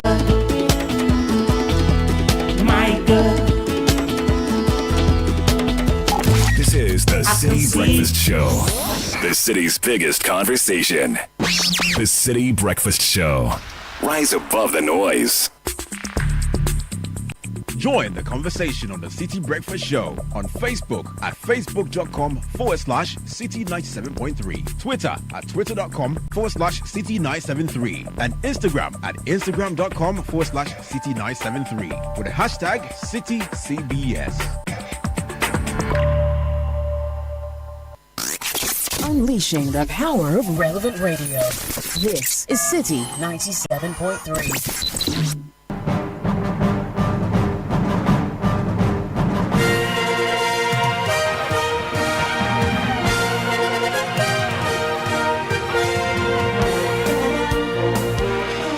Friday morning. Welcome aboard to kick off on the City Breakfast Show with me, Edwin Kwa. Kofi Kickoff is powered by Shell Go Well, Politangana, and Lesheho. Let's improve life. Let's start with women's football, and Black Queens head coach Kim Lasbio-Kegren says the team needs all 3 points in each of their final 2 group games of the Women's African Cup of Nations, starting with today's match against Mali.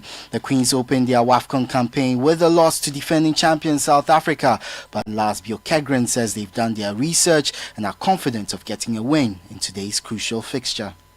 And move on and make sure that we do an even better game against Mali. I prefer also to have 3 points like Mali are having, but so in the end of the day, they probably just need 1 more point to get to the quarterfinal.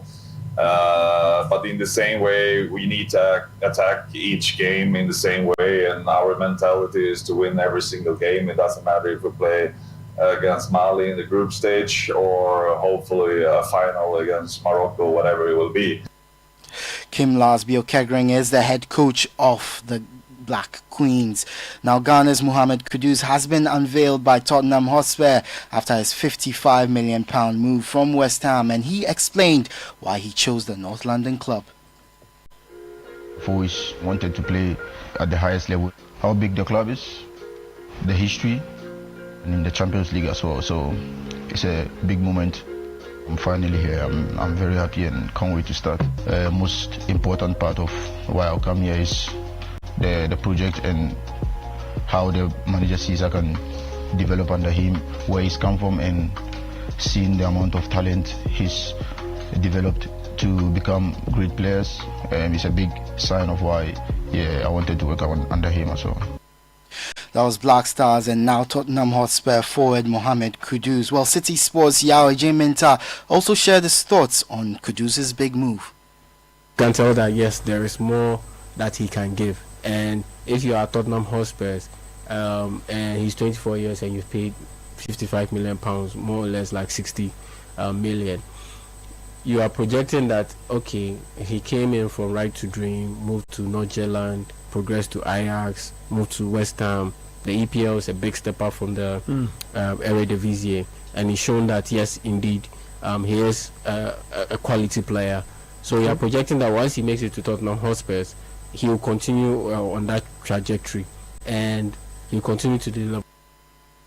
That was City Sports Yao Minta speaking on Kudus's move to Tottenham Hotspur. Meanwhile, across North London, Arsenal have agreed a deal to sign winger Noni Madueke from Chelsea for just over £50 million. The Premier League side had agreed personal terms with Madueke before a potential move across London, and the clubs have now reached an agreement in principle over a fee, with the final details needing to be finalised. 23-year-old Madueke is currently part of Chelsea's squad at the Club World Cup and came on as a substitute as the Blues reached the final of the competition after beating Brazilian side Fluminense 2-0. He has played 92 times for Chelsea since joining them from PSV Eindhoven in January 2023 and scored 20 goals. And finally, Nottingham Forest midfielder Morgan Gibbs-White is set to have a medical at Tottenham on Friday before completing a £60 million move to North London. The 25-year-old has a £60 million release clause,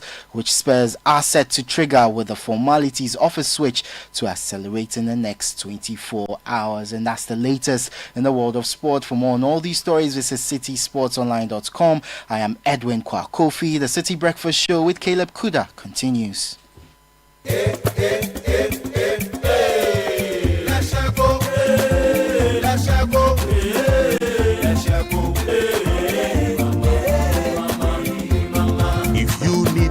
Services, innovative financial solution. We deliver on our promise, cause we are number one. Let's share go, we improve your life.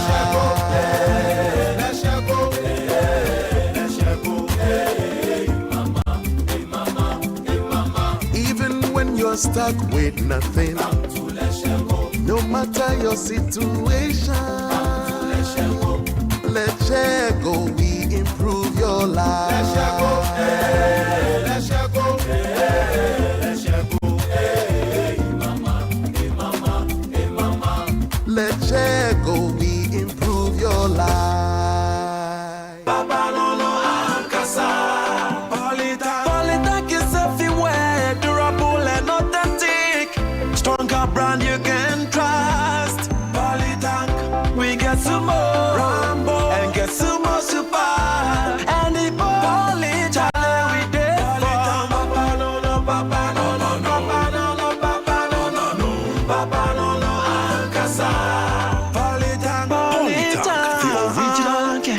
The best.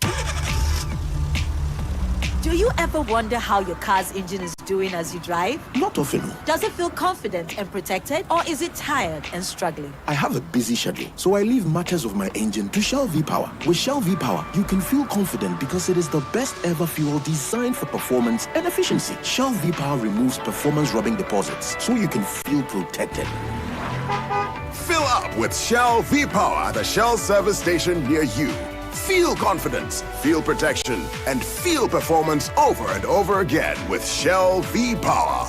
Fuel the feeling with Shell V-Power. Go well.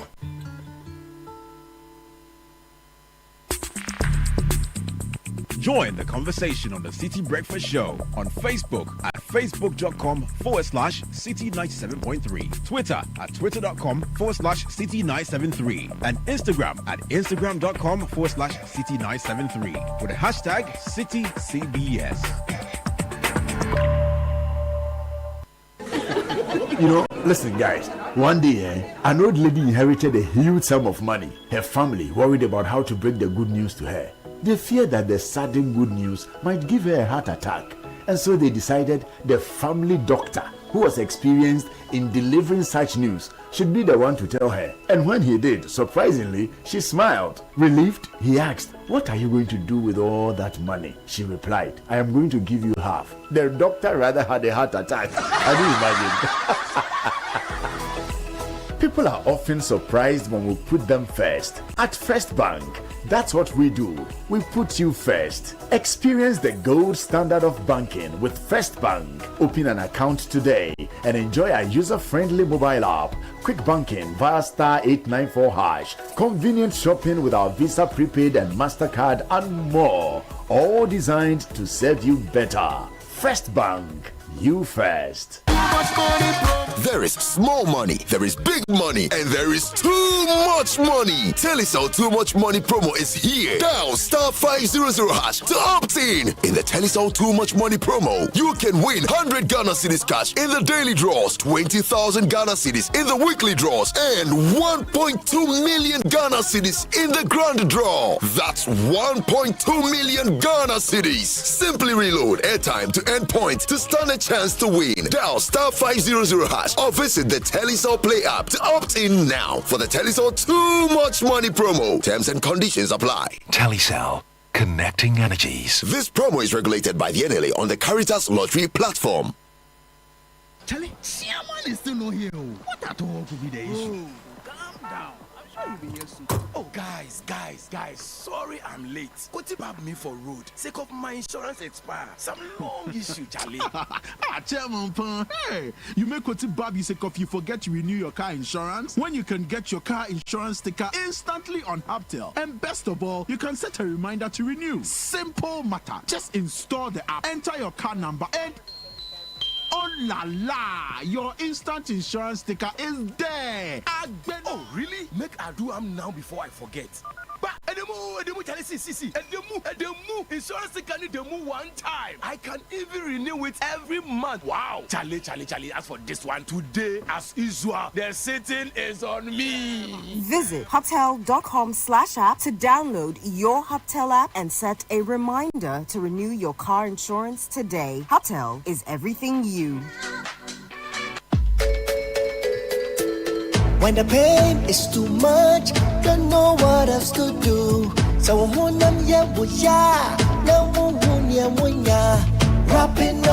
it all, we'll take the pain away. Wrap it all, Rapinol is what you need. Rapinol will relieve you of all aches and pain in your body. Rheumatic pain, menstrual pain, body pain, toothaches, and other feverish conditions. Rapinol is a quality product from Danex Itin Starwin PLC. If symptoms persist after 48 hours, consult a physician. Not suitable for children below 16 years old, asthmatic, and ulcer patients. This advert is FDA approved. This is the City Breakfast Show, the city's biggest conversation. The City Breakfast Show. Rise above the noise.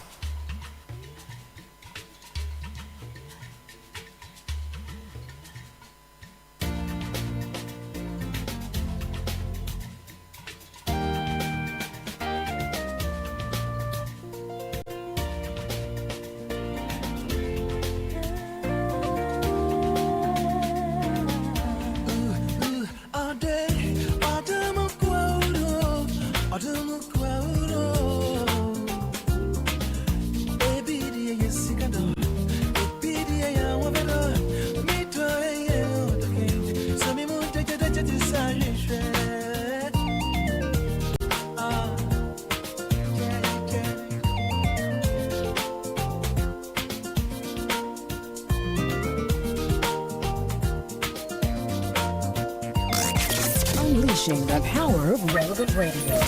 This is Citi 97.3. This is the City Breakfast Show, the city's biggest conversation.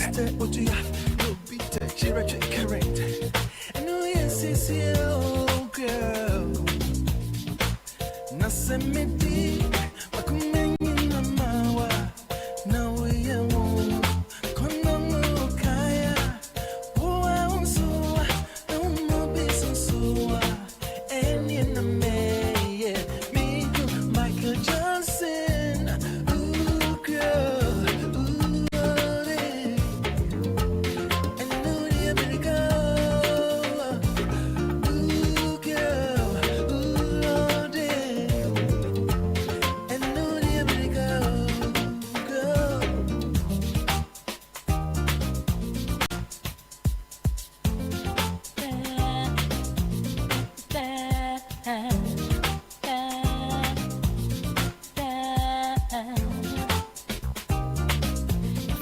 Unleashing the power of relevant radio.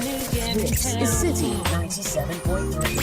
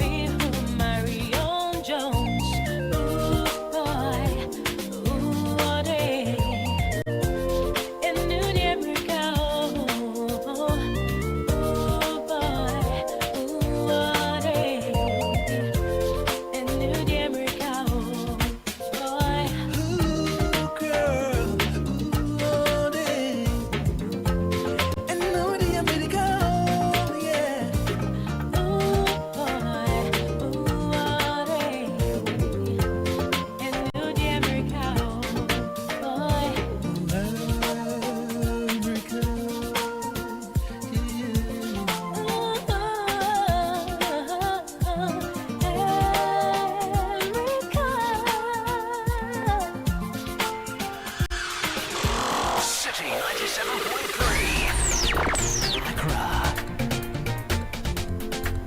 It's 8 after 8, and on Business Edition this morning, of course, we're talking about the insurance penetration and how to use Fintech to advance it. Just a bit of correction, right? So, a resource person, Festus, made the point that Tier 2 pensions can be withdrawn after 10 years of contribution. But there's a bit of a correction to be done on that. So the correct position is that you cannot withdraw from your Tier 2 until you retire at 60 years old, or you take an early retirement at 55 years of age. So please take note of that. With the Tier 2, you cannot withdraw after 10 years of contribution, as mentioned earlier. You can only do that after you've retired at 60, or you take an early retirement at 55. So minimum contribution period, it's not accurate that one must contribute for 240 months before assessing that pension. So that clarification needed to be made. Thank you so much for that one. Now, as you know, the literacy challenge is back. If you're a student aged 11 to 15 years in Ghana, you're ready to write, think, and analyze your way into the hearts and minds and straight to the top, then it's time for you to get ready for the Literacy Challenge 2025 for Level 1. This year's big essay topic is, in not less than 600 words, discuss the effects of climate change on agriculture in Ghana. What challenges do these effects create for individuals, families, communities, and the nation? Suggest practical solutions to help all Ghanaians mitigate these challenges. So your essay must be in your own handwriting, it must be endorsed by your parent or your guardian, and then you add your full contact details. The deadline is Saturday, 26th of July 2025, so you have not so much time to finish this one, but yes, you can do it. Submit your entries to the front desk of Channel 1 TV and Citi FM. Mail alternatively to PO Box GP 14123 Accra Central. If you make it to Level 2 and you go to win Level 3, you will win 10,000 Ghana Cedis cash, a Glitzy trophy, and bragging rights as the most outstanding all-round JHS student in Ghana. So get writing and show the nation that you've got it.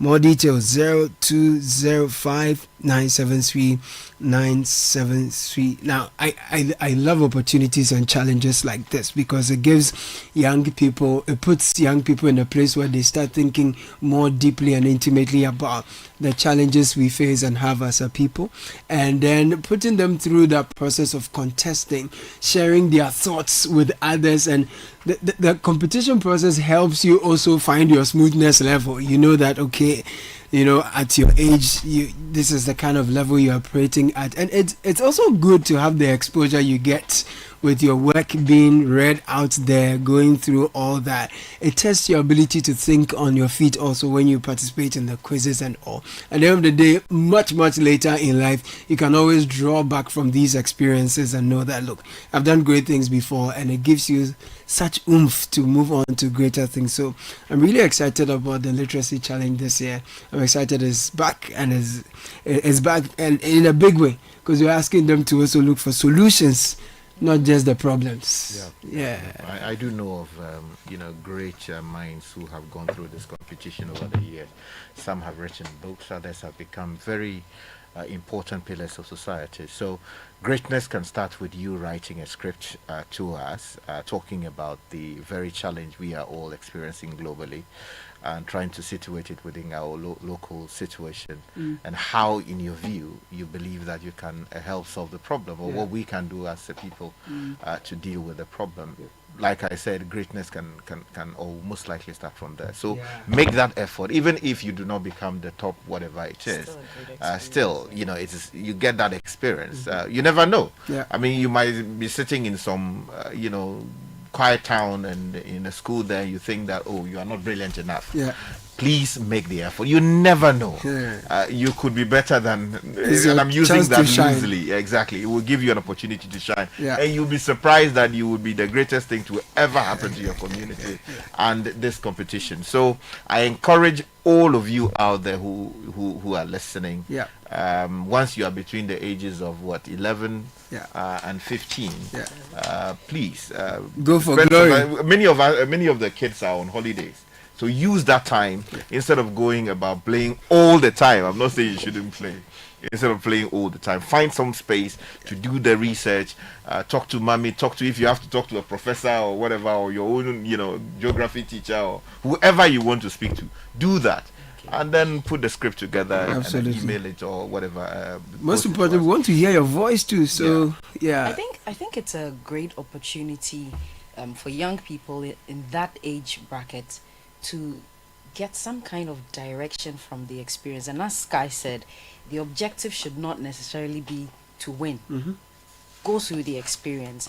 It can give you some direction as to the things you're going to do later in life, and that's very important. What I like about writing, and I used to write a lot, but not these days. I can't explain why, but no, I can't. Hey! Sometimes we are interested.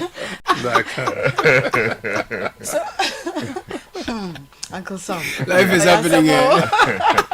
So life is happening. What for me is great about writing is that you get into your head and you have a conversation with yourself. You are thinking about the things that you're putting, the ideas that you're putting, whether it's on a piece of paper or on your machine. You're having a conversation with yourself. It's almost as if there are two people inside you having that conversation. What does this mean? How will this respond to or with people? How they resonate with does people? This reflect my intention? It's always exciting, especially when you're writing at dawn and it's just you. It's amazing. The best part of competitions for me is that very often those who are very, very good think they are not good enough. They don't do so. Those who just try get to win. So it is really not for those who are extremely good. It's those who have enough confidence in themselves to believe that they can also try. And just taking that step, you make the difference. That flows a lot from self-doubt. And many of us have that. You think you go into a space and you think you are not good enough.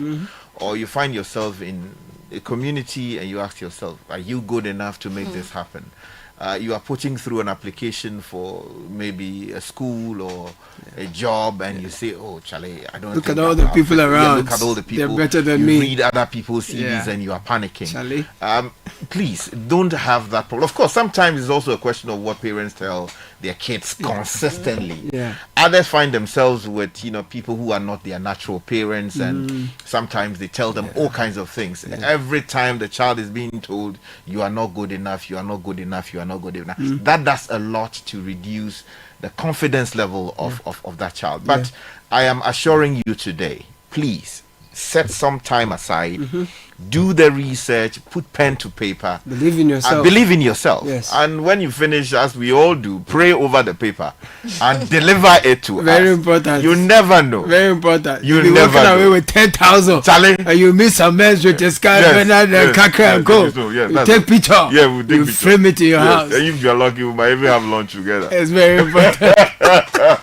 No, we'll go to Abluma North very shortly this morning. That's where a lot is happening, and delegates, what's happening is that there is votes happening in Abluma North for the rerun. Yeah. We've seen candidates for the aspirant level donating some cash here and there. But we'll get into the details. We'll bring you updates and all of that, and we have some more conversations coming up this morning. But your dedications are in, and then also I have some bills to pay.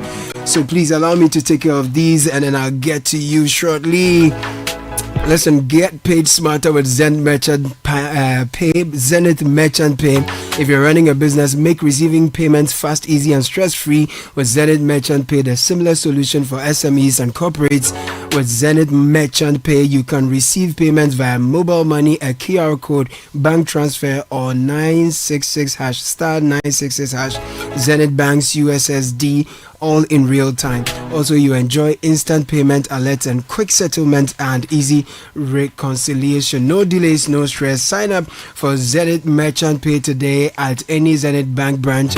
Enjoy fast, secure, instant payments anywhere in Ghana. Zenith Bank, certainly in your best interest. And this one is something Sky loves. We're talking about artificial intelligence and unlocking its power for your business. Discover what's behind it to help you work smarter, move faster, and serve better, from marketing and sales to customer service and finance. It's happening on Saturday, July 19, 2025, IDM Hacho. Accra is the venue from 9 a.m. to 4 p.m. The rate is a cool 1,450 Ghana cedis. And of course, your facilitator is the Maximus Ametogo. So join us for the AI Masterclass, whether you're a business executive, entrepreneur, or just curious about how AI really works. This masterclass will show you the tools, strategy, and real-world uses of AI. There are limited spaces available, so please call or WhatsApp 0244 767 801. Visit www.idm.edu.gh. It's an event that's powered by the Institute of Digital Marketing. Let's face it, nobody wants to spend years at school only for their degree to sit in a drawer collecting dust. Your degree should open doors. Rosebank International University College ensures that. At Rosebank International University College, we emphasize practical over theoretical. Acquire real-world skills, access expert career services, and discover global exchange opportunities. This is your chance to study at an internationally accredited institution without leaving Ghana. Your future starts today at Rosebank International University College. Admissions are ongoing. You can call +233 307 007 800 or visit our website riucedu.dh. You can also visit our state-of-the-art campus at Opebia House. Listen up, guys. When Republic Bank says they are the one for you, they mean they are the one for you. That's why they've reduced their CD mortgage interest rate even further to a new low, in the teens. That means you can afford to own your dream home or your next one for less. But don't wait. This offer is only available for a limited time. And if you already have a mortgage with your bank, you can switch to Republic Bank and enjoy this exciting deal. Visit any Republic Bank branch today or send an email to myhome@republicghana.com or call 054-0109-649 in Accra. In Kumasi, you can call 054-0109-901 for more information. Republic Bank, we're the one for you. Sunrise Christian High School is pleased to announce the schedule for its 2025-2026 entrance exams in the Greater Accra region. We have modern facilities, passionate teachers, and impressive pass rate from our annual WASI candidature of 250 students.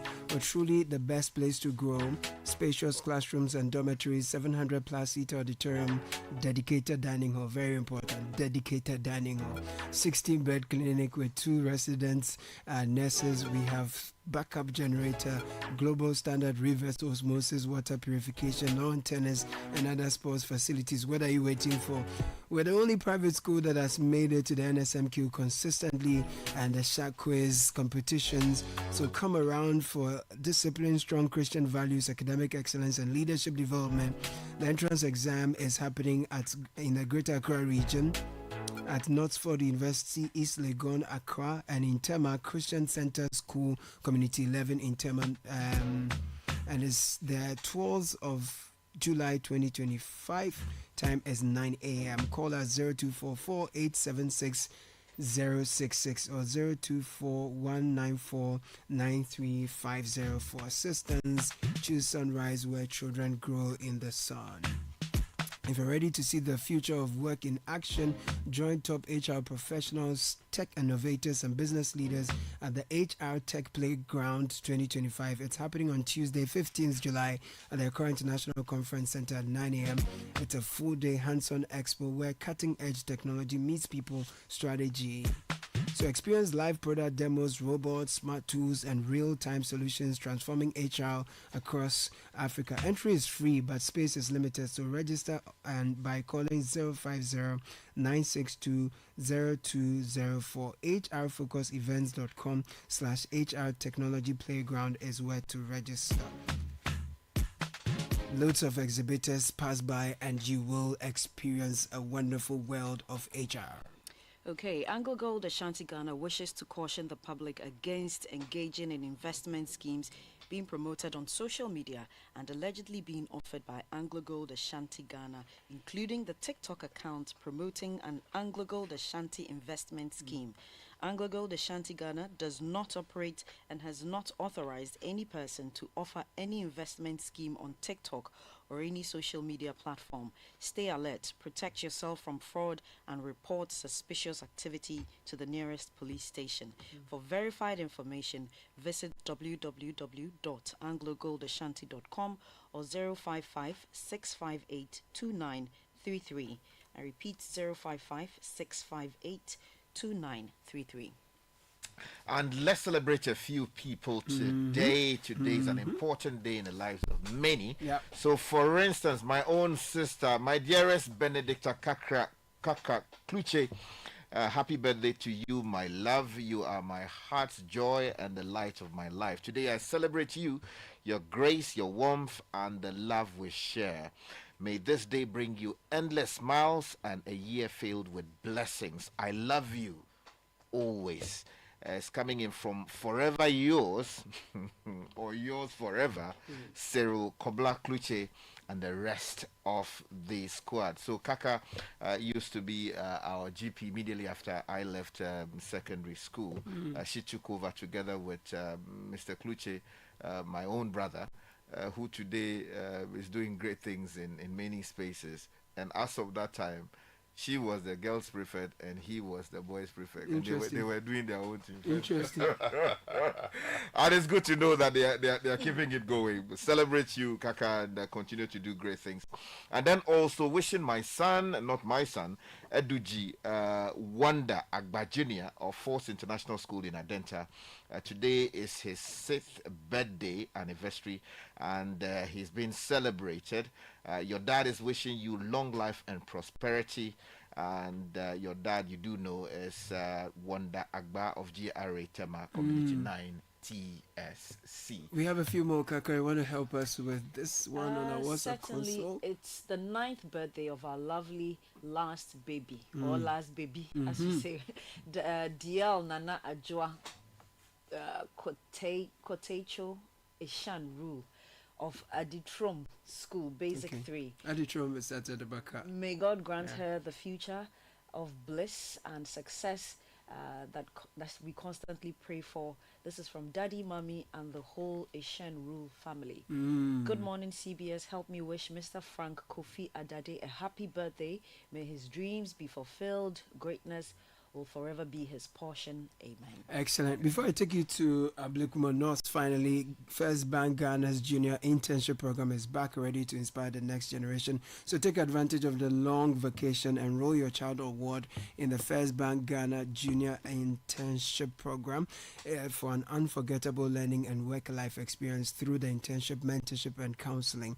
So it's running from Monday, July 14 to Friday, September 12, and the enrollment process is simple. So sign up your child or ward for the Kids First account designed for children up to 12. We have the Me First account crafted for teenagers 10 to 14. Apply for the First Bank Junior Internship Program, and your child will have 5 days exciting learning experience. There is a writing contest that they stand a chance of winning cash prizes from. These are the following institutions that are proud to be associated with it, and they'll be getting products from the process. So First Bank is doing this in partnership with Junior Graphic, Gino Jollof, Kivo, Awe Kiki, Top Up Pharmacy, Pepsodent, and Ghana National Council of Private Schools. 0596 921 921 is the number to call. Yes, so a few more of those messages before we take you to the Abluma North constituency. So this one says, good morning, Bernard and team. Hope you are doing great. The kids are 25 years today. I will plead that you wish them happy birthday. So this one is going out to Marion and Michelle Majite. You are doing great things, and the family is celebrating your mom, and your dad are celebrating you, Mr. and Mrs. Majite, and they're praying that you continue to influence the spaces you find yourselves in and eventually impact the world in a truly positive way. This one is also going out to Charles Mensah of Trust Consult Adabraka, and my kid sister Madi Boy of Gale, Belgium. Now we are wishing them the very best of the day and more wins. It's coming in from Ani Osabute, formerly of Joy FM. And this one says, happy birthday to Mr. Charles Kwesi Mensah of Trust Consult. Well, basically repeating the earlier one. Let me take two more. This one says, happy birthday to Michael Ejari.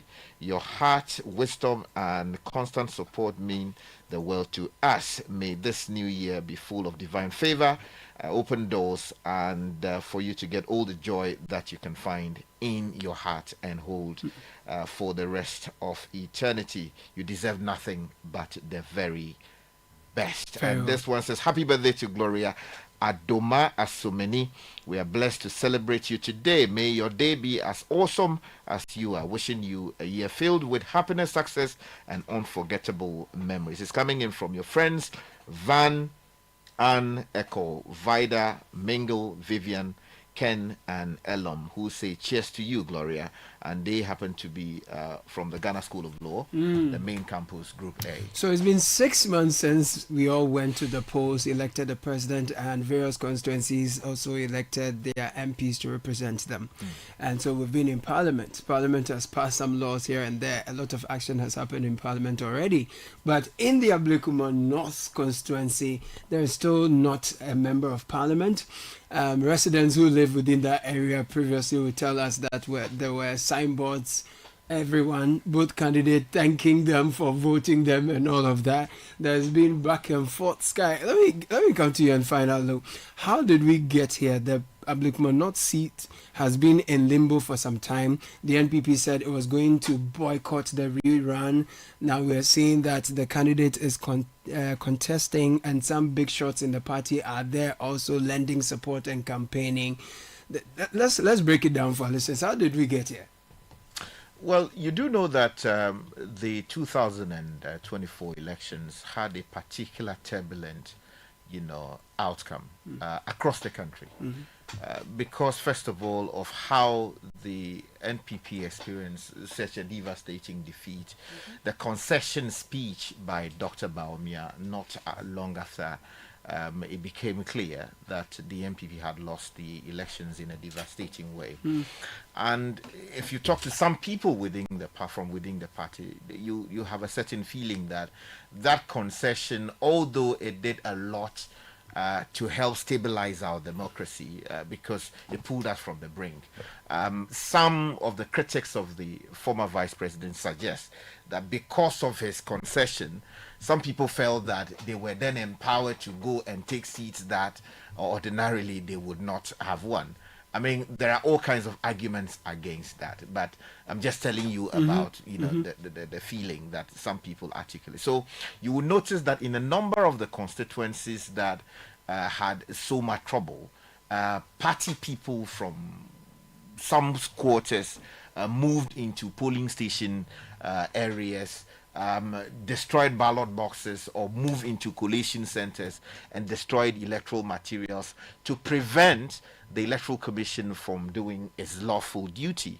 You saw what happened in the Domi constituency. You saw what happened in the Okaikwe Central constituency. You saw that happened to Yeswano constituency, where, for instance, a whole EC office was burnt to the ground. And a similar thing happened in the the Abluma North constituency, which meant that the Electoral Commission could not finish its work. And we also saw subsequently the burning of ballot boxes or electoral material kept after the EC failed to do its work, waiting for the right environment to be able to do its work. Someone went in there and decided to set the materials on fire. The question is, what has happened to that person? Some suggest that we have seen videos in circulation of some of the people responsible for these things. But for some reason, the police have not been able to hold people accountable for the roles they played or what they encourage other people allegedly to do in this particular matter. So that was the case with many constituencies that had trouble. Of course, the Electoral Commission was able to resolve some of these issues. The Domi Kobenya constituency, for instance, we saw a resolution of that. Tema West was particularly turbulent. Saw a lot of acrimony. Eventually, the EC was able to resolve it. You go to did I mention Domi Kobenya? Yes, again, a very turbulent situation. Eventually, they were able to resolve it. I can go on and on and on and on. But back to the Abluma North constituency. Well, 62 polling stations contested.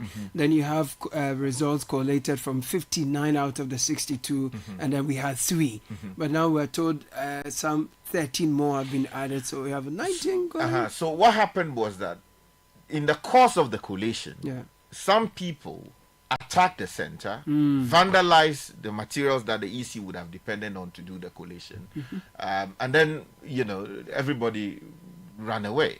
The idea was that they were going to do it again. Then the burning came in, and so the EC now had to depend on the parties themselves, because you do know that under our electoral laws, when you go into a race, the results are collated at the end of the day. At every polling station, you have the main party agents present. They receive copies, certified copies of the electoral outcome, and they keep that, which they communicate to Accra, in their headquarters, that, hey, this is the outcome of the election in this particular polling station. So, for some reason, some of the parties claim that theirs had been destroyed, or that they did not have copies. And it fell on only the MPP to produce some of these result sheets, which, according to the Electoral Commission, had been verified by the other party agents which were present. So ultimately, when it became difficult for the EC to produce its own records to show as to how exactly the elections went, they now had to depend on the MPP to give them digital copies of what they said they had retrieved from or received from their various agents. Which the NDC will also not accept. So the claim was that the NDC was disputing some of these sheets. So some they would agree to, others they disputed. Of course, they are entitled to challenge results they believe are dodgy. They were able to do this after a court directed that certain things be done to a point. But again, increasing uncertainty, security concerns meant that they couldn't conclude the exercise. Repeated attempts to make it happen failed. And ultimately, the Electoral Commission was summoned before Parliament to come and explain what was happening with respect to this particular constituency. The EC went there and took the position that, well, as far as they were concerned, only 3 polling station results were, outstanding. And that they would have to resolve that one way or the other, even if it meant that going back to deal with those polling station results precisely. So if you have to rerun. That assurance was given to Parliament, as we understand it. But for some reason, days after that declaration was made on the floor of Parliament, Committee of the Whole, the Electoral Commission then announced that, look, they have done further consultation, they have met on the matter, and they have now decided that they were going to do in excess of how many? 30, is it 30? Yes. 30 polling stations in order to decidedly resolve the elections in that constituency. Now, some people suggest that the Electoral Commission may have been threatened into submission, although we do not have any evidence to back the same. Of course, the EC's decision came after the former General Secretary of the party, the National Chairman of the NDC, had gone on PM Express, hosted by a good friend Evans Mensah, and suggested that the EC leadership, at least the top 3, was fit for purpose and that they needed to go. And then when the announcement came, the NPP started reading all kinds of political meanings into it. So as far as we do know, this is where we are. Kaka, what's your reading of all this and where does it put the EC? So before I talk about the EC, something I observed in this particular constituency, I'm sure similarly elsewhere, is that you have an election, you have an arbiter, that's the EC, that declares the results, but you have 2 sides claiming victory. And I find that as a narrative that is insincere and does not help with the kind of politics that we do in Ghana. I just wanted to speak to that. But I think that increasingly the Electoral Commission has been criticized, especially in this in the last 2024 elections, for how the elections were conducted, especially because of security concerns or inability to work with the police service to ensure that some of these incidents were prevented. People setting state property, electoral material on fire, tearing ballot sheets that taxpayers paid for into pieces, costing the country. And so the Electoral Commission has come under some kind of criticism. This rerun could potentially be an opportunity for them to ensure that everything goes smoothly, that they work with the police service to ensure that there's no violence or any attempt is curtailed, and that all administrative processes go through, people go carry their vote, put their thumb on whatever, and results will be declared in secure environment so that we can have a closure to this particular matter. Now, initially, I did hear the party, the NPP, say they were going to boycott this rerun. The General Secretary had mentioned that there was going to be a boycott. Then we saw the candidate was on the ground campaigning, and then other aspirants, stalwarts in the party who are aspiring to be flag bearer in the party's next year's elections, were all there, supporting, throwing support and donating and asking their supporters to go there and all. I mean, what does that paint of the party? Is it a sense that there is no unity and direction in this particular case? Because the party leadership comes to say, look, guys, we are boycotting this. The next moment, stalwarts and candidate is on the ground. Professor, how are we to read this for the biggest opposition that is, for a duopoly? You want to see some organization and sense of purpose. It's a trick question. It's not a compulsory question. It's not a compulsory question. Okonfo Kwade has a song. Only when I cook. So No.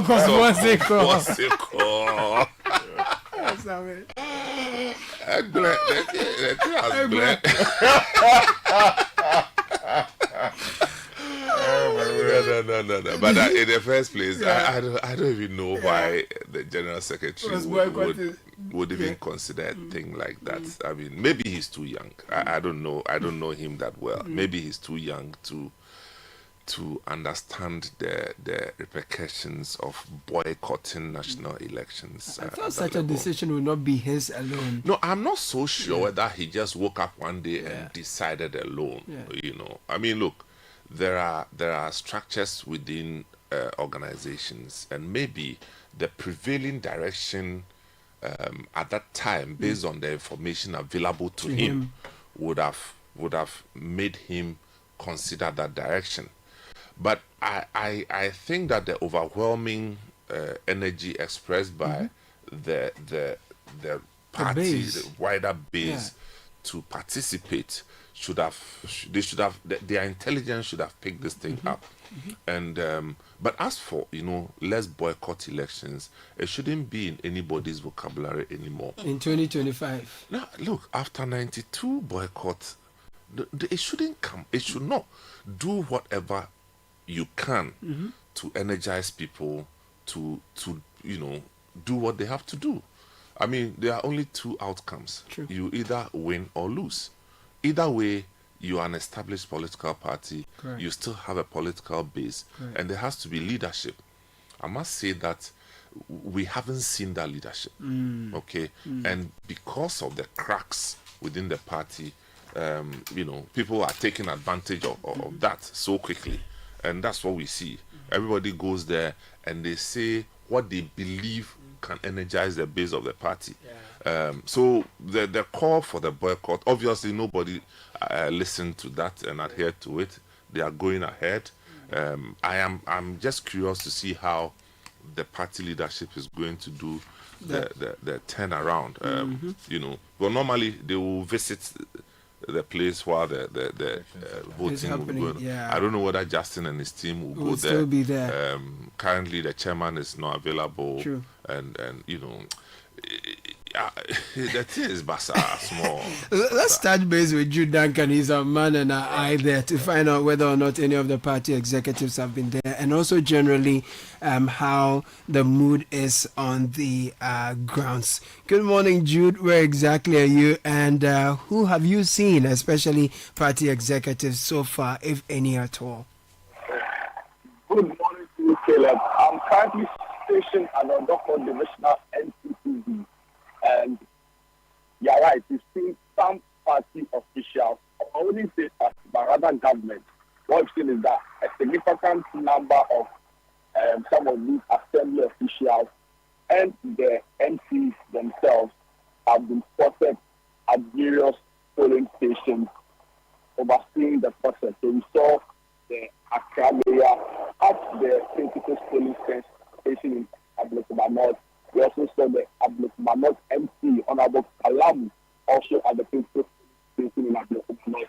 We also saw the police MC, Honorable Gazy, also make his way into some of these polling stations here in the constituency. To be bright, is also MC September has been spotted in and around the constituency. So, while I have not personally cited some party officials or executives, I've seen a lot of these assembly, officials and the MPs, go around monitoring the whole process. But there are party agents who are here in their numbers in all of the about 4 polling stations I've visited this morning. The St. Peter Society Methodist Church, the Bethel Church in Odoko, also in Abluma North constituency, and the Odoko M2TV and the principal polling station. All the polling stations I've visited, we see party agents, actively involved in the process. So I can report that it's been very strict, it's been very calm, not a lot of party executives. I've not seen any of the party executives, but I've seen some government officials, as the process going. So yesterday, Fauzi Masudu and other colleagues who were there spoke to some of the NPP party stalwarts who were there campaigning for the candidate on their ticket. Have you seen any today, though? Because so far we've seen that most of the bigwigs you have seen are the appointees or municipal MCs, mayor, and all of that. Have you seen any of the of the NPP candidates, stalwarts there. Philip, I've not cited any of the NPP stalwarts or high-ranking officials. I've seen some people I know to be party supporters on the ground and because of the media work and their media engagement. But beyond that, I've not seen any high-ranking party officials, a member of parliament in the area. But I've been told that they are strategically involved in the process. As to what that means, I'm not sure. I met a constituency executive who told me that some members of parliament and the constituency, lending a hand in terms of helping the candidates personally. Okay. But I've not seen them personally, but I've been told that they are playing different roles in this particular election as the candidates of Madam Okefi is concerned.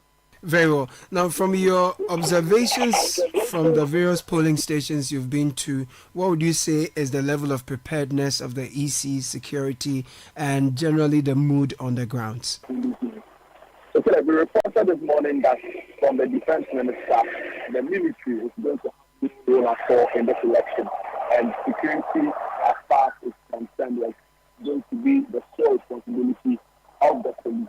Security has been quite enforced here. When you get here, they run the necessary checks, they ask you for accreditation before you are allowed access into the voting perimeter.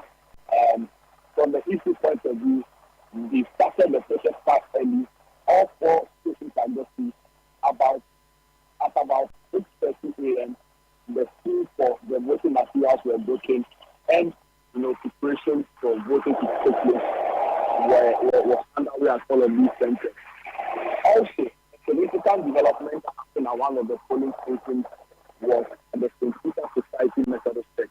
Now, Caleb, if you recall, that particular center was the collation center for the 2024 election, and that was where all the violence ensued. Now, what happened this morning is, upon reaching there, we were told the church leadership had revoked access to the use of the facility because property was destroyed in 2024, and the issue was not minded to replace any of it. So in protest, they decided not to allow their venue to be used. So that delayed the commencement of the voting process on the part of the EC. But of course, they went into deliberations. We have been told that some calls were placed in the EC regional office, after which the church allowed access of the venues to be used for the voting.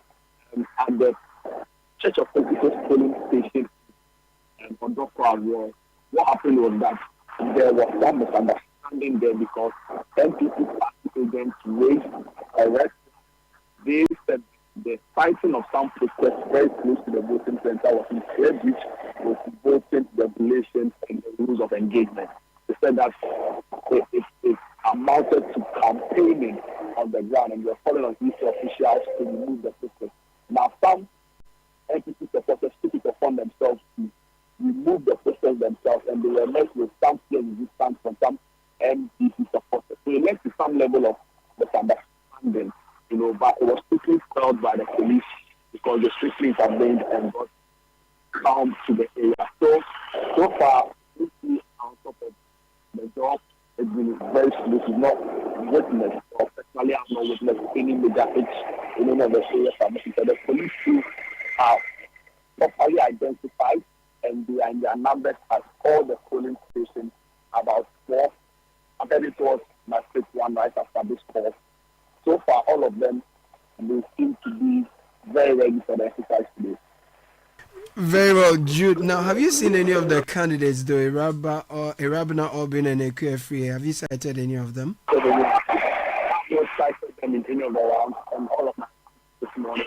But I have been told that he was at the DVL polling station, and I'm referring to the NDC candidate, Irabina Orbin. She was at the DVL polling station where my colleague Hampton, cited and even spoke with her. But in my engagement, doctor, mainly a doctor, who have been stationed this morning, I've not seen any of the two candidates in this particular election in and around the polling station. Very well. Thank you so much, Jude. Please please keep an eye on the process. We'll come back to you as and when for more updates. So, sometimes, like you were saying, we're wondering whether any of the party executives, after the issuance of the statement that, look, we are boycotting this, and then you see that there's a groundswell of enthusiasm from the party's base, supporters, candidates, and then other key party figures then goes there. Wonder how then the party leadership will go back on their words and show up to offer support. They will go. They will go. They will have to go. Right. Because we see that the Accra mayor is there, Abluma North MCE, Kole Klote, Tema, West. Obviously, the energy is on the side of the NDC. So, I mean, what would you be doing if you are an NDC appointee? You have to support. And, you know, the prospects of winning an extra seat. So, it's everything for them, you know.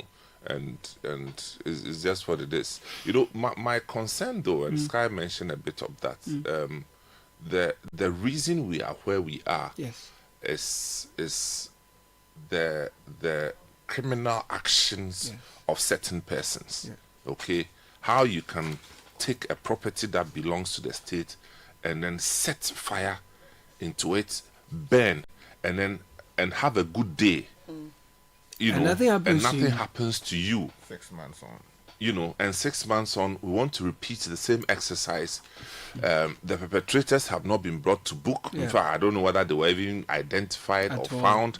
And this morning, as I speak, somebody has been arrested who appeared in, I think, police uniform or military uniform, you know, some kind of security services uniform, who apparently is not a security a uniformed person. Yes, you understand. So if we are going into this, the failure of the security services, if it's going to be repeated, then then we should go and sleep.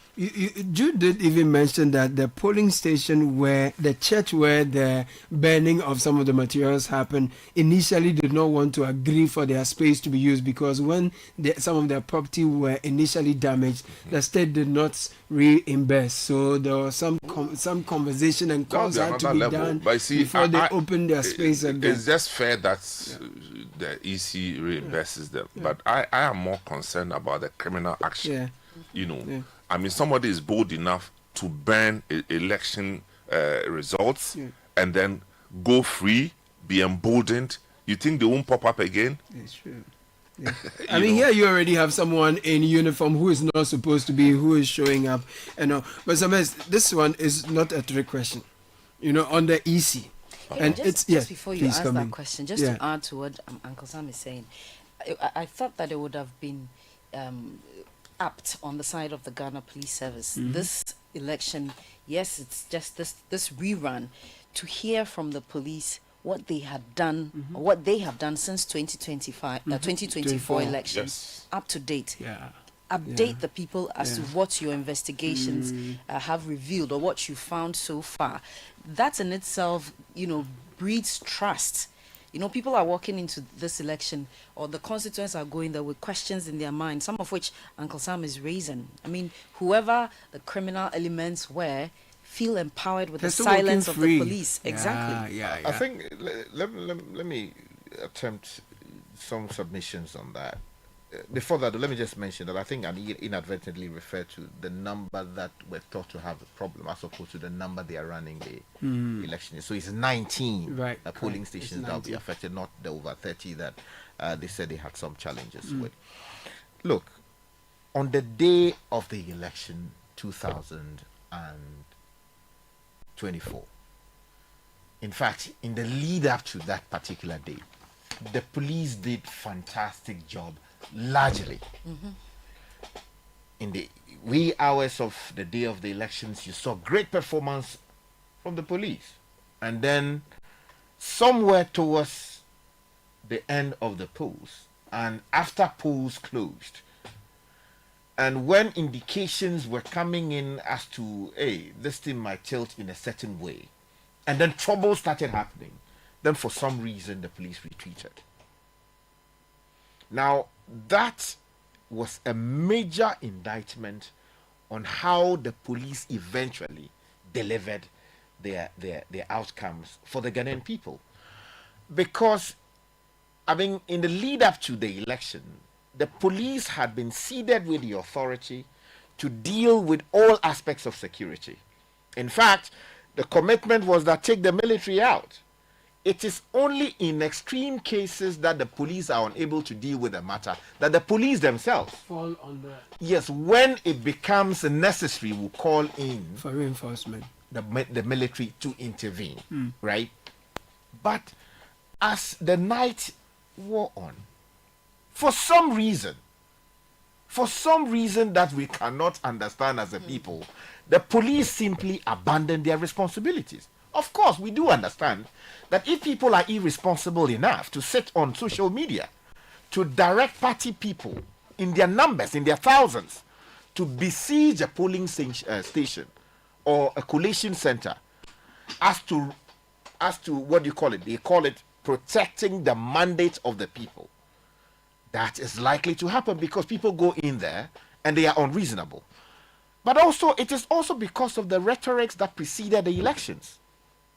You heard political party chiefs say that, look, we have become tired of the electoral processes. We don't trust the process. We also do not trust the courts. We also do not trust that the police will be fair. We also do not trust that, the people in charge of the affairs of the country would also do the right thing. So we are taking everything into our own hands. This time around, nobody is going to court to do anything. That they're going to be vigilant. Exactly. And when you radicalize the people like that, because you believe that the process is unfair, then ultimately people will besiege the centers thinking that they are doing their very best to safeguard the mandate of the people, even if it involves criminality. But you see, we cannot build a country like that. There is a system for monitoring elections. There is a system for policing the results. There's a system for actually doing an audit of the results after the fact. So that if it is determined that for some reason the right thing was not done, the courts are there to intervene.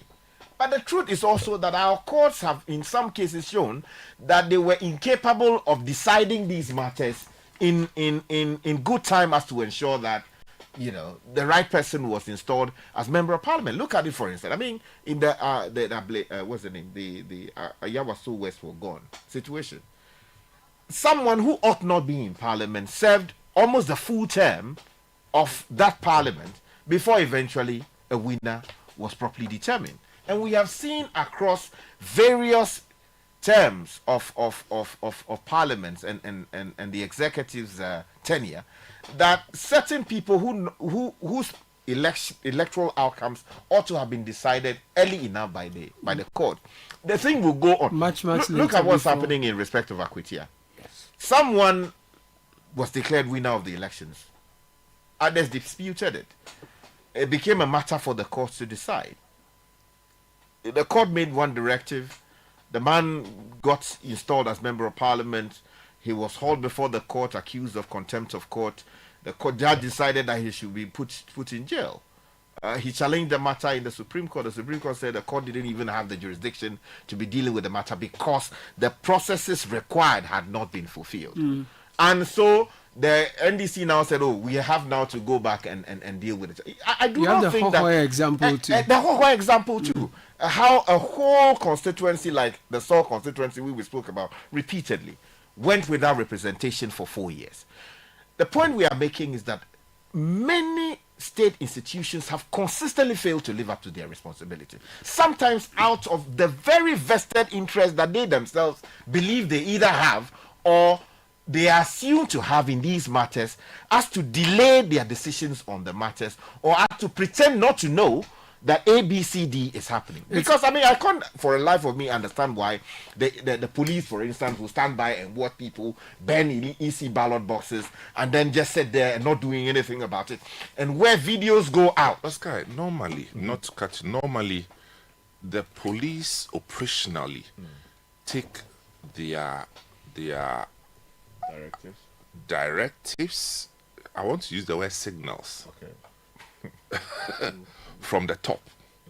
You may be a policeman on the ground. Your superior may not have instructed you in plain terms about direction to go. but at times you know where you know where the person stands. So they go there ready to work, but they are disabled from the beginning. So you see in most of the videos, the police and the security personnel are just spectators because they are simply unsure of what kind of interventions that they should proceed with. Right. This is what happens. So, I mean, it leads me to where I was getting to, but we will take a very quick interview on this issue of some persons who have been picked up during today's process. In fact, we are told several individuals dressed in brown uniforms posing as security personnel near the Awoshi DVLA polling station have been picked up. Now, our sources indicate that the individuals were unable to properly identify themselves when questioned by officers and have since been taken to the Doko police station for further investigations. The suspects were stationed adjacent to the entrance of the polling station. Now, their failure to provide valid identification raised suspicion among law enforcement officers on the grounds. So we will get to that if we have Hansen Ajiman on the line. Yes, we do. Hansen, good morning. Thank you for joining us. Where exactly are you and what can you report specifically?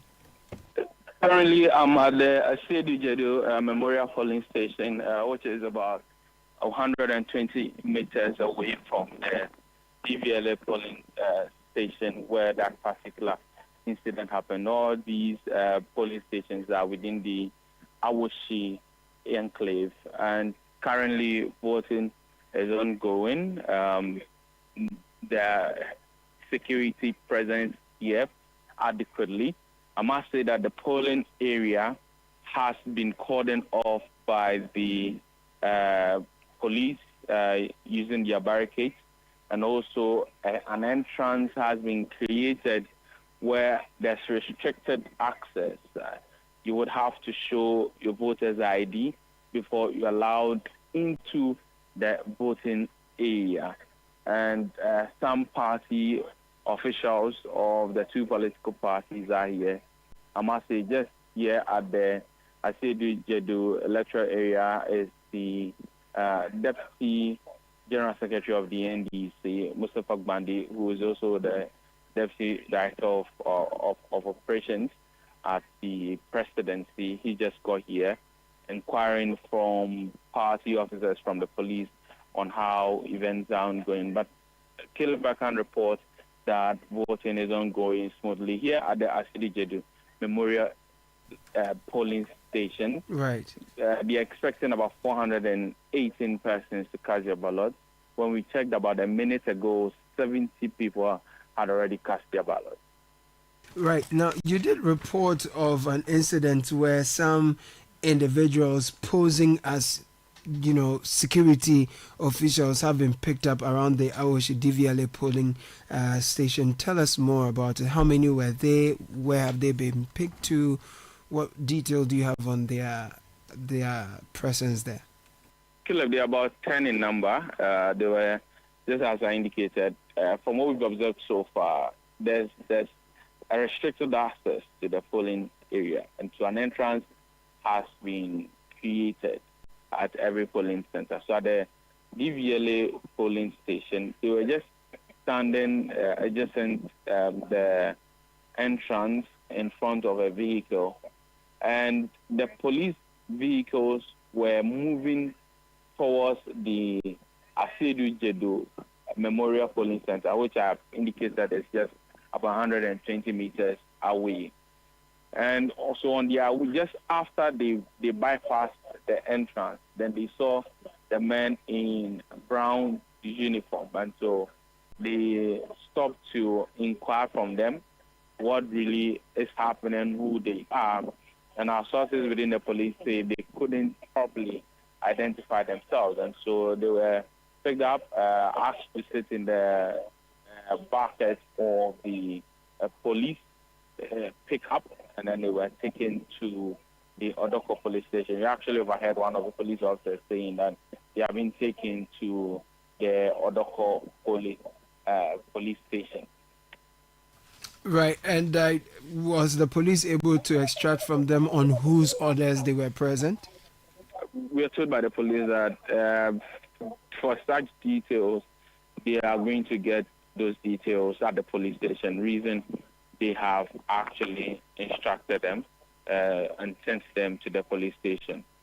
So far, you'd say that at the Asiedu Jedu polling station, everything has been smooth and orderly. Process has started. 70 persons have cast their ballot so far. 418 expected to cast their ballot. Have you been able to visit any other polling stations and and what would you say you saw when you were there?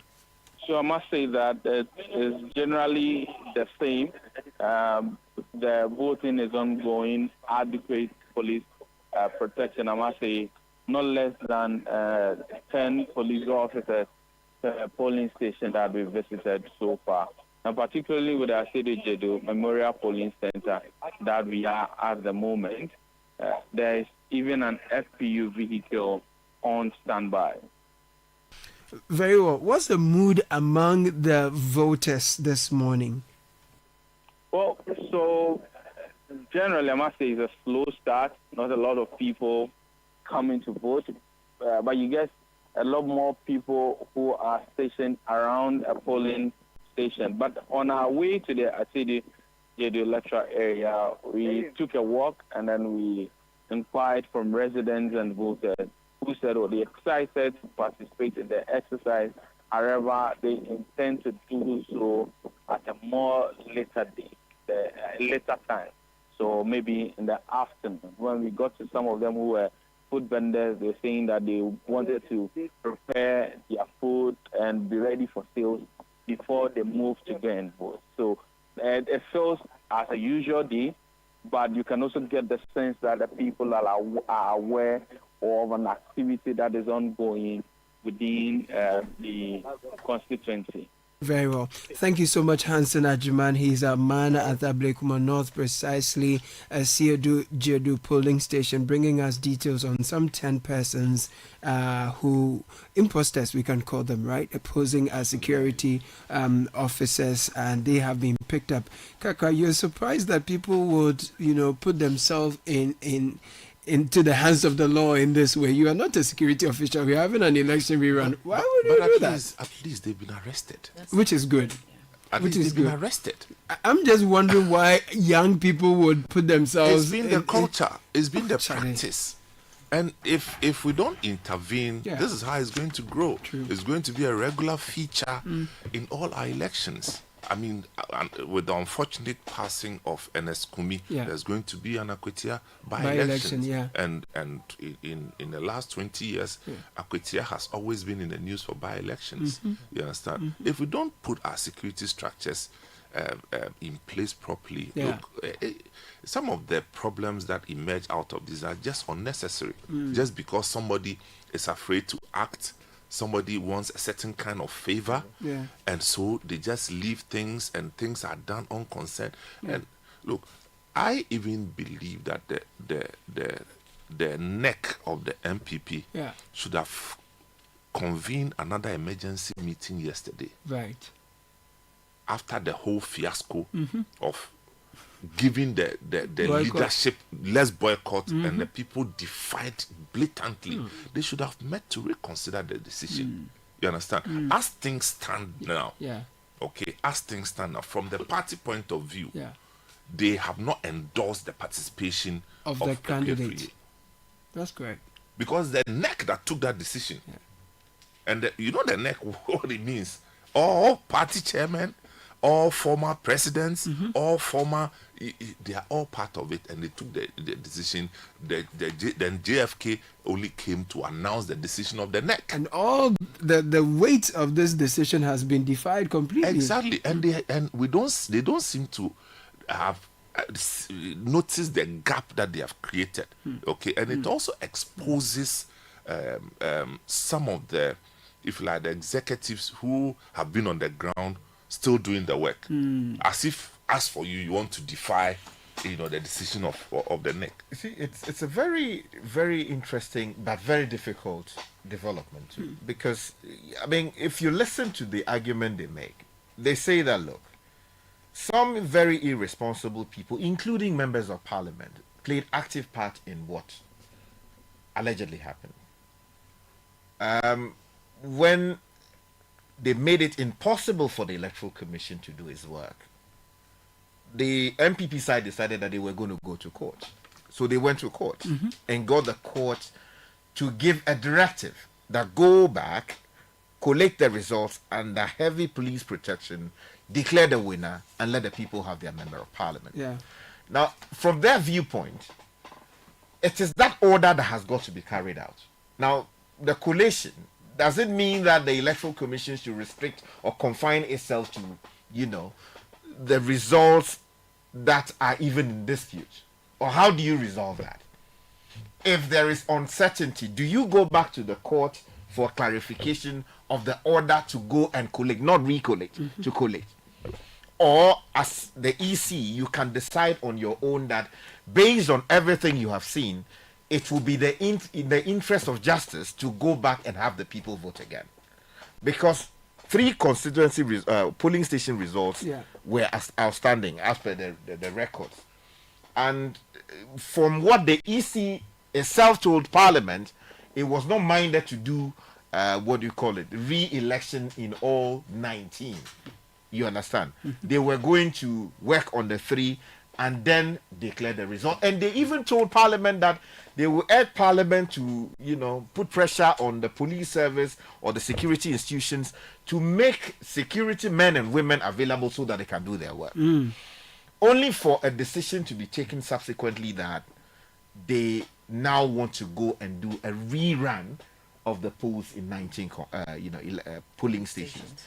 Now, from the viewpoint of those who believe that the NPP should not take part in the process, they think that based on the pendency of the order made by the court, it is that court order that has to be followed. Of course, the reason they went to court and the court said, look, the people have been without a member of parliament for 6 months, and on the balance of convenience, they do not think that it will be the interest of justice to allow the application to go through or to succeed. So they say, EC, go and do what you have to do. But you see, I think the failure, the inconsistency on the part of the Electoral Commission has also got to be to be elevated highly. So because if you go and tell the people's representative or give the impression that this is what you intend to do based on an order of the court, there will be legitimate expectation that indeed you carry out that which you came to tell the people's representative. And I would expect that the EC people should be answering questions in Parliament as to why they have had to vary their assurances they to gave Parliament. them. Exactly. But of course, Samens made a valid point. Now, if the party itself failed to appreciate the dissonance that came in from the ground, then it would have been failure of leadership in my respectful view. Because ideally, if you become fully aware that, look, the decision that you have taken is not going down well with the grounds, perhaps strategy or strategic thinking would have required that, well, you reconsider the decision by coming together, look at the decision, ask yourself whether it is in the party's interest and in fact in the interest of the candidate, because ultimately she spent resources. And if she believes, and the people have assured her, that regardless of what some may regard as injustice, we are willing to vote for you to go to Parliament, and she believes strongly that she will be able to deliver victory, she will say to hell with the parties and forgive me. The party's position, I'm not going to abide by it. To whatever it is, I am going ahead to do that. And that is what appears to be happening. So, and let me make this point strongly. We cannot allow people who say they are members of parliament or are indeed members of parliament or big shots in political parties to invade collation centers, in some cases malhandle electoral commission officials, threaten them, force them to make declarations inconsistent with what the results say, and 7 months on, 6 months on, those people have not been held accountable. It is completely unacceptable, and it sends the wrong signal that if our big men can do it and they will get away with it, the man who goes to break the louvers and all the glasses at the Electoral Commission, why? Where did he get a signal from? Because he sees that some members of parliament have done it and nobody did anything to them. That is not how you run a democracy. You saw what happened in the US when people invaded Congress. beat up, in some cases, members of Congress, destroyed state property, they were held accountable. Every one of them. They were punished, jailed. What are we doing in this country? Nothing. Look, so I was getting to the posturing of the EC summons over the period. But I think the EC too has become an easy target for everybody who feels that they have power. Everybody who feels that they have power, EC becomes a target, and they threaten EC. We'll do this to EC. We'll do that to EC. I don't know what the EC can do. But it's on its inconsistencies too, right? As Sky is painting. I get the context of inconsistencies, but within the context, there are certain elements within that space and that are not under the control of the EC. Security. The EC runs an elections. And there's an element of security which has been flawed completely. Following after that results in the inconsistencies that we are talking about. Now, everybody targets the EC without talking about the failure of the police. And nobody has been held accountable within the security system. So I think that it's been 6 months. There we have to launch an inquiry into that. Whatever happened, so that it will serve as a guide going forward. From the then IGP to all the operational heads, everybody has a question to answer. Everybody has a question to answer. There was the point. What is the point then? We'll bring you the coverage of the rerun of Abluma North elections today. It started. We've been to a number of places. Update is that we've been to Asiedu Jedu polling station. 418 voters are registered to vote there. They're expected to cast their ballot. 70 have done same. 10 persons who were imposters have been picked up by the police. We do know that the former aspirant member of parliament, aspiring member of parliament for the area, Jefferson Saki, he's been there. He's been speaking to our reporters, and there are other persons. No, not the area. But no, he was not. No, not the area. Beg your pardon. But he is present there. The neighboring constituency. That's right. So we'll be bringing you some of those conversations. We'll just take a very quick break. When we're back, there is more to it. But send us your comments 0549 986 996. We'll be right back. This is the City Breakfast Show, the city's biggest conversation. Sunrise Christian High School, one of Ghana's best performing private senior high schools, is pleased to announce the schedule for its 2025-2026 entrance examination in the Greater Accra region. With modern facilities, passionate teachers, and a 92% A1 to 66 WASI pass rate, Sunrise is one of the best places to grow. Sunrise has convenient classrooms and spacious dormitories, a dining hall, and a 700-plus seater auditorium, a system bed clinic with 2 resident nurses, a lawn tennis court, a dedicated 100 kVA generator, and a reverse osmosis water purification system. Above all, Sunrise is a place of discipline, strong Christian values, academic excellence, and leadership development. Entrance exams will take place on Saturday, July 12, 2025 at 2 locations: Nasford University College, East Legon, Accra, and Tema Christian Center School, Tema Community 11. Visit our website www.sunrise.edu.gh. Call us on 0244 876066 or 0241 949 350. You can also visit the school premises in Ho to write the entrance examination. Choose Sunrise, where children grow in the sun.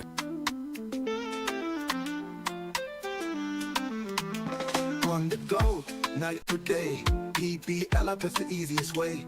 Bank secure, bank with ease. Right at your fingertips, bank is a breeze. PBL app making banking so clear. Anytime, anywhere, we're here. Safe, secure, banking for you. PBL app, simple and true. Welcome to the future of banking. The Prudential Bank mobile app. Bank secure anytime, right from your phone. Access your accounts 24/7. Perform instant transactions. Pay bills, link mobile money wallets, scan and pay with GHQR, manage your cards, make seamless GIP interbank transfers, all with ease. No more banking hours. Take control and app your banking. Experience simple, secure and convenient banking. Download the PBL mobile app now. PBL mobile app. App your banking.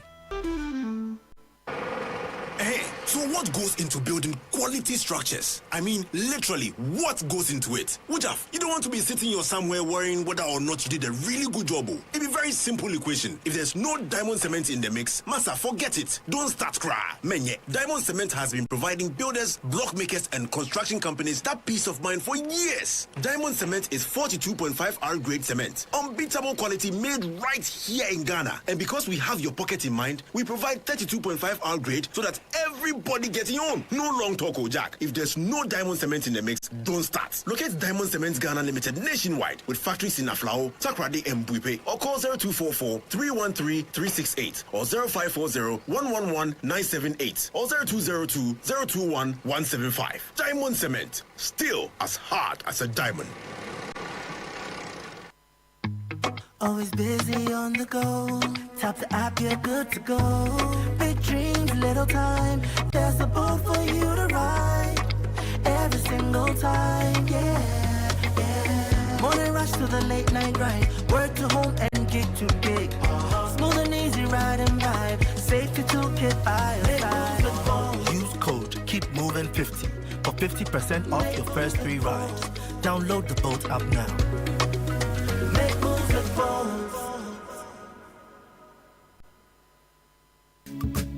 World number 1 broad hire LED TV and home appliances got mega up to 5,000 cities price drop at all Electromat showrooms. This time to shop higher air conditioner, LED TV, refrigerators, washing machine, chest freezer, range of appliances at unbeatable prices on every purchase, exclusively at showrooms. Rush now while stock lasts. Check our website and social media pages for more details. Electromat, your world of electronics.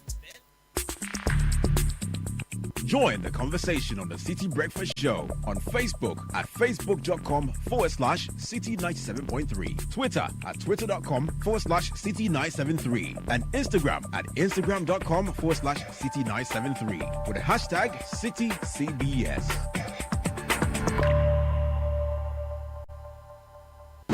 The City Breakfast Show. Rise above the noise.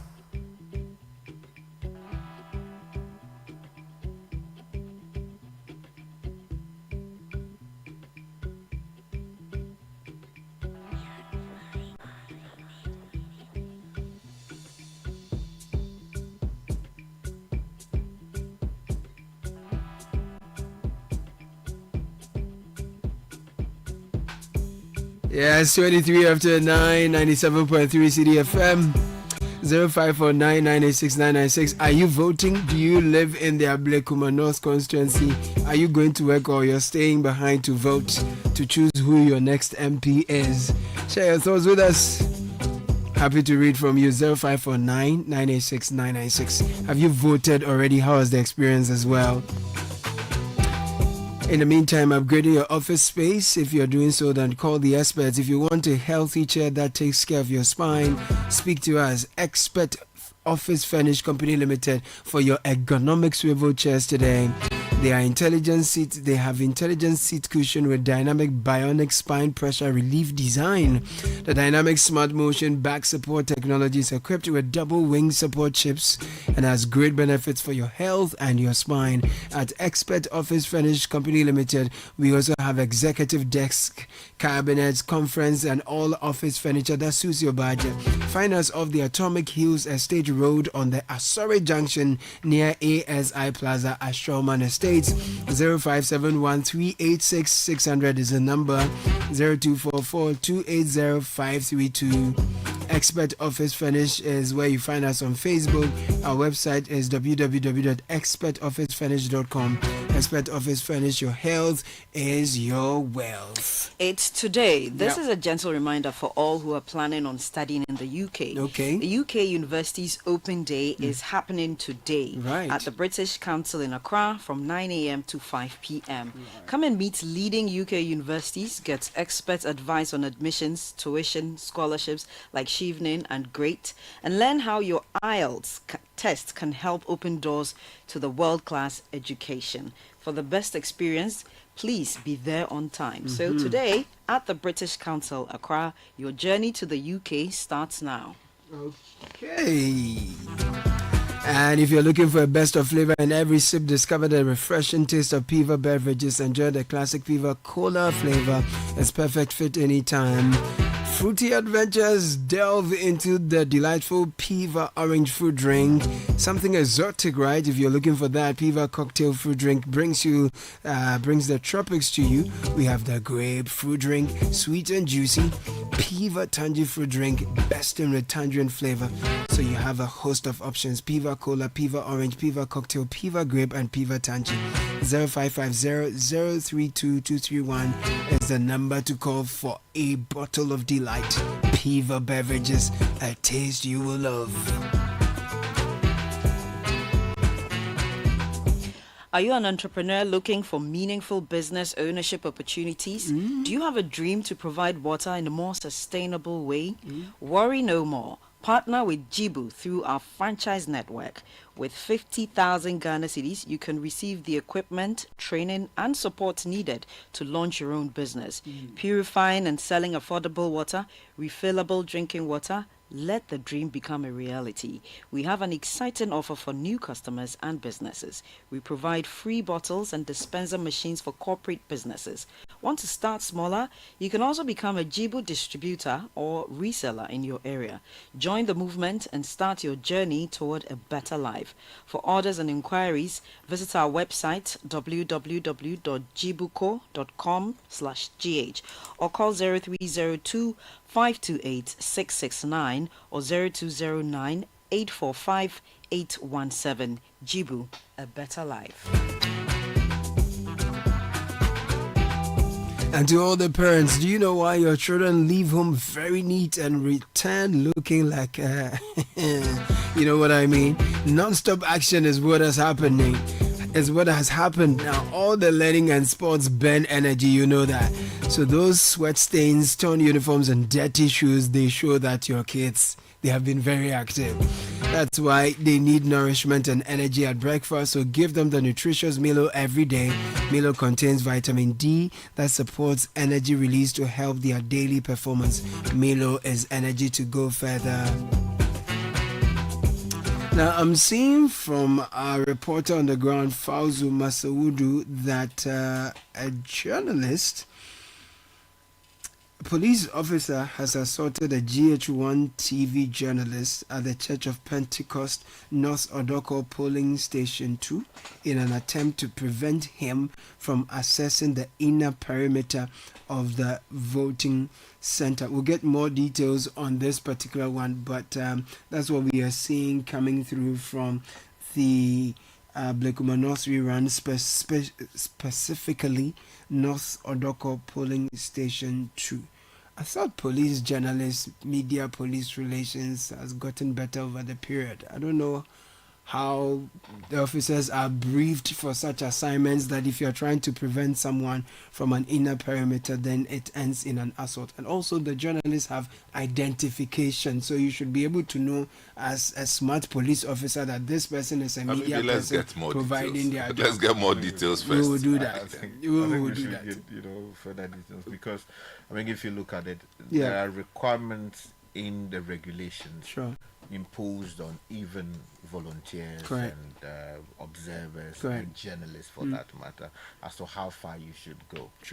And of course, the police also have a responsibility in some way, as we are saying. But then that does not mean that there should be excess use of force when there is a misunderstanding. I think we work together as partners, and I would urge the police to exercise a great deal of restraint, and then also our colleagues to also know that there are spaces you can go to, or there is how far you can go.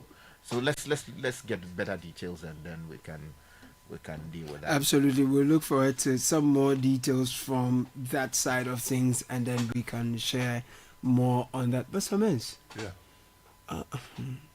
this story is some way. What story? You know, the US visa thing. I've been thinking about it. I'm on team, brother. Yeah, you understand. You understand my interest. Brothers are concerned. Why? What's the brothership is concerned? The visa thing, they have married it.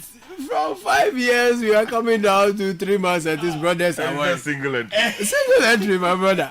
And then you pay $250 securities, all this, Charlie. But they said the brothers, they're good. They don't want to come back. Then they overstay at this. I mean, look, they want to solve their problems. Yeah. They want to solve their problems. Let's solve our problems in Ghana. I mean, I don't even know why people are making so much fuss about this particular policy from the U.S. government. Is it not disproportionate? It may well be, but my next question is, so what? I think, No. Indeed, it is disproportionate, but so what? Will that be the one to bring growth to our country or take something away from us as a country? I don't think so. Look, they have discontinued the USAID projects in Ghana. Yes, they have. And people have not been all over the place about that one. That one that works straight into the heart of our development agenda. People don't see that. But visa to go to America. So this one is personal. No, but if they won't let you go to America, go to another country. Look, no, Sky, feel free to say what you want to say. But I think that we as a country, we've made so much noise about this. And I'm like, what's the point? So, they say that they own their country. Yes. They say that now we want to restrict the thing. Look, maybe they think that they will make more money by cutting it down to 3 months so that every time you want to come in. But I don't think they'll make more money. I do not think at all that they'll make more money. Why not? But where are they going to make their money from? Because if I have a 5-year multiple entry visa, it doesn't mean that every 3 months I enter the US. You understand? True. Now, you should also know that the flexibility of the visa regime encourages more visits into the country, and it also inures to the benefit of the destination country because of tourism, because of retail purchases, and all those. It brings business activity when you increase visits. So if you cut it down, you haven't done any good to yourself. But from our side, remittances and all those things too, Remittances is for people who live there and who are working. But brothers who are also you understand this guy. You understand that? No. What I'm saying is that it takes just one visit for you to decide whether you are coming back or not. It's not multiple visits. So if the person doesn't want to come, the single entry visa, when he gets in there, he won't come anyway. Okay? We would wish that, getting the multiple entry gives you flexibility. That's fair enough. But I'm saying that if they don't want us to go there, let's look for another country and go. Okay, so is the constraints for instance, students? No. B1, B2 is not for students. B1 is business. B1 is business. B2 is tourism and family visits. All together, B1, B2. Fair enough. They have also changed the way students thing will happen. But I'm just saying that in all circumstances, you have to apply. If you get it, fine. If you don't get it, go to Canada. Go to another country. Don't kill yourself. Okay, so let me push back. Why is it that brothers, after they are done with their student visa in particular, for example, you have another year to stay, and they don't want to come back again? So okay, let's look at it, and this is why so I will speak for and against at the same time. Because the fact is, many of our compatriots who leave this jurisdiction for elsewhere, in some cases, have had to reach out to the depths of their family, property or family legacy or savings over time. In some cases, a whole community, you have every member contributing something. I know someone who is in the US now doing a PhD. She spoke to me before she came to the UK, and I encouraged her that, look, apply. So she came to UCL, did her master's there, and eventually got a grant to go to the US and study. And if you listen to the history of how she came to the UK, almost every member of her community in the North had to contribute something. Some donated ship, some donated, goats. So then they could put all of that together. So she will go and study. Some sold their clothes and shoes. Exactly. So you see, and when you live like that, there's a huge expectation that you will be able to do something meaningful there. Yes. And then contribute your quota to helping your family And get out. you have 1 year after studying to do that. Allow me. Not in all cases. Right, Which is true. But what I'm saying is that you see the line of your narrative. It's so that she will come back and do something meaningful. No, that is also to solve her problem. That is also America is solving their problems. If you can't go to the US, go to Canada. If you can't go to the UK, go to the mainland Europe, all of these Sweden. borders are locking up. No. The situation the is UK not the same. It's not the same. But I'm only saying that you still have alternatives. That is true. Okay, it's an undesirable thing. But I'm only saying that B1, B2 brought down strictly to 3 months. We shouldn't think that that's the end of life. That's all I'm saying. Oh yeah, that is true. But look, yesterday I watched social media and I was very sad.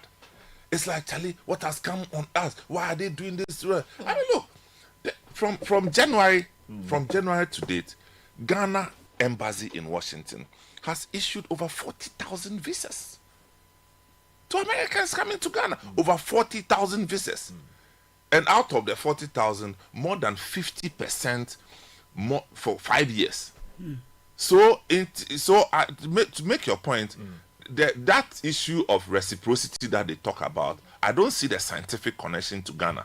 Yeah, so you see, so those are matters that but it's their country. Whatever they choose to do, I'm fine.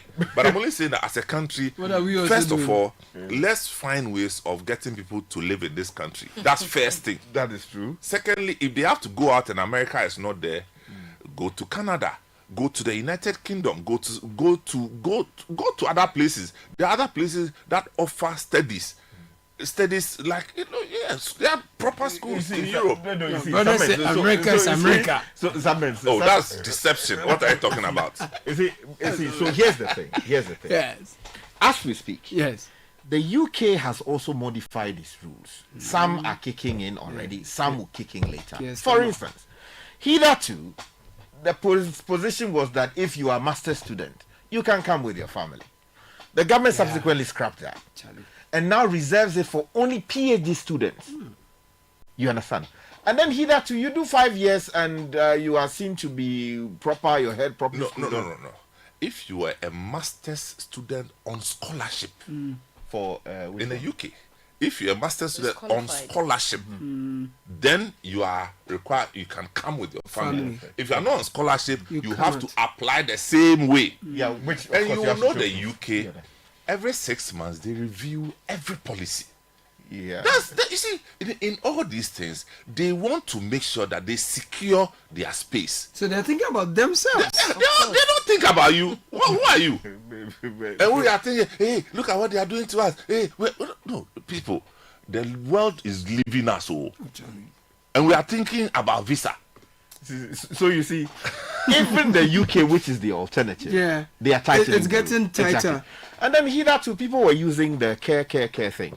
Now, that one they have slapped a new policy that, look, we are not recruiting from outside. So people who are inside are the ones now who are doing boja on the other side, switching from sponsors to the other in order to get something doing. It is not easy. But you see, I feel for our people because some people use the opportunity to go and study as a way to get themselves into the Western system. So maybe you go there, you find a woman or a man, he's a citizen there, or he has doctor papers there, you marry. Or at least there's an appearance of a marriage, and then and then you use that to manage yourself. Because, like I said, if you sold, for instance, your car, you sold your business, and then you took all of that money, hoping that if you get into the system, you'll be able to put yourself together and then do something for yourself there before eventually coming back. if you are forced to come back, how many people?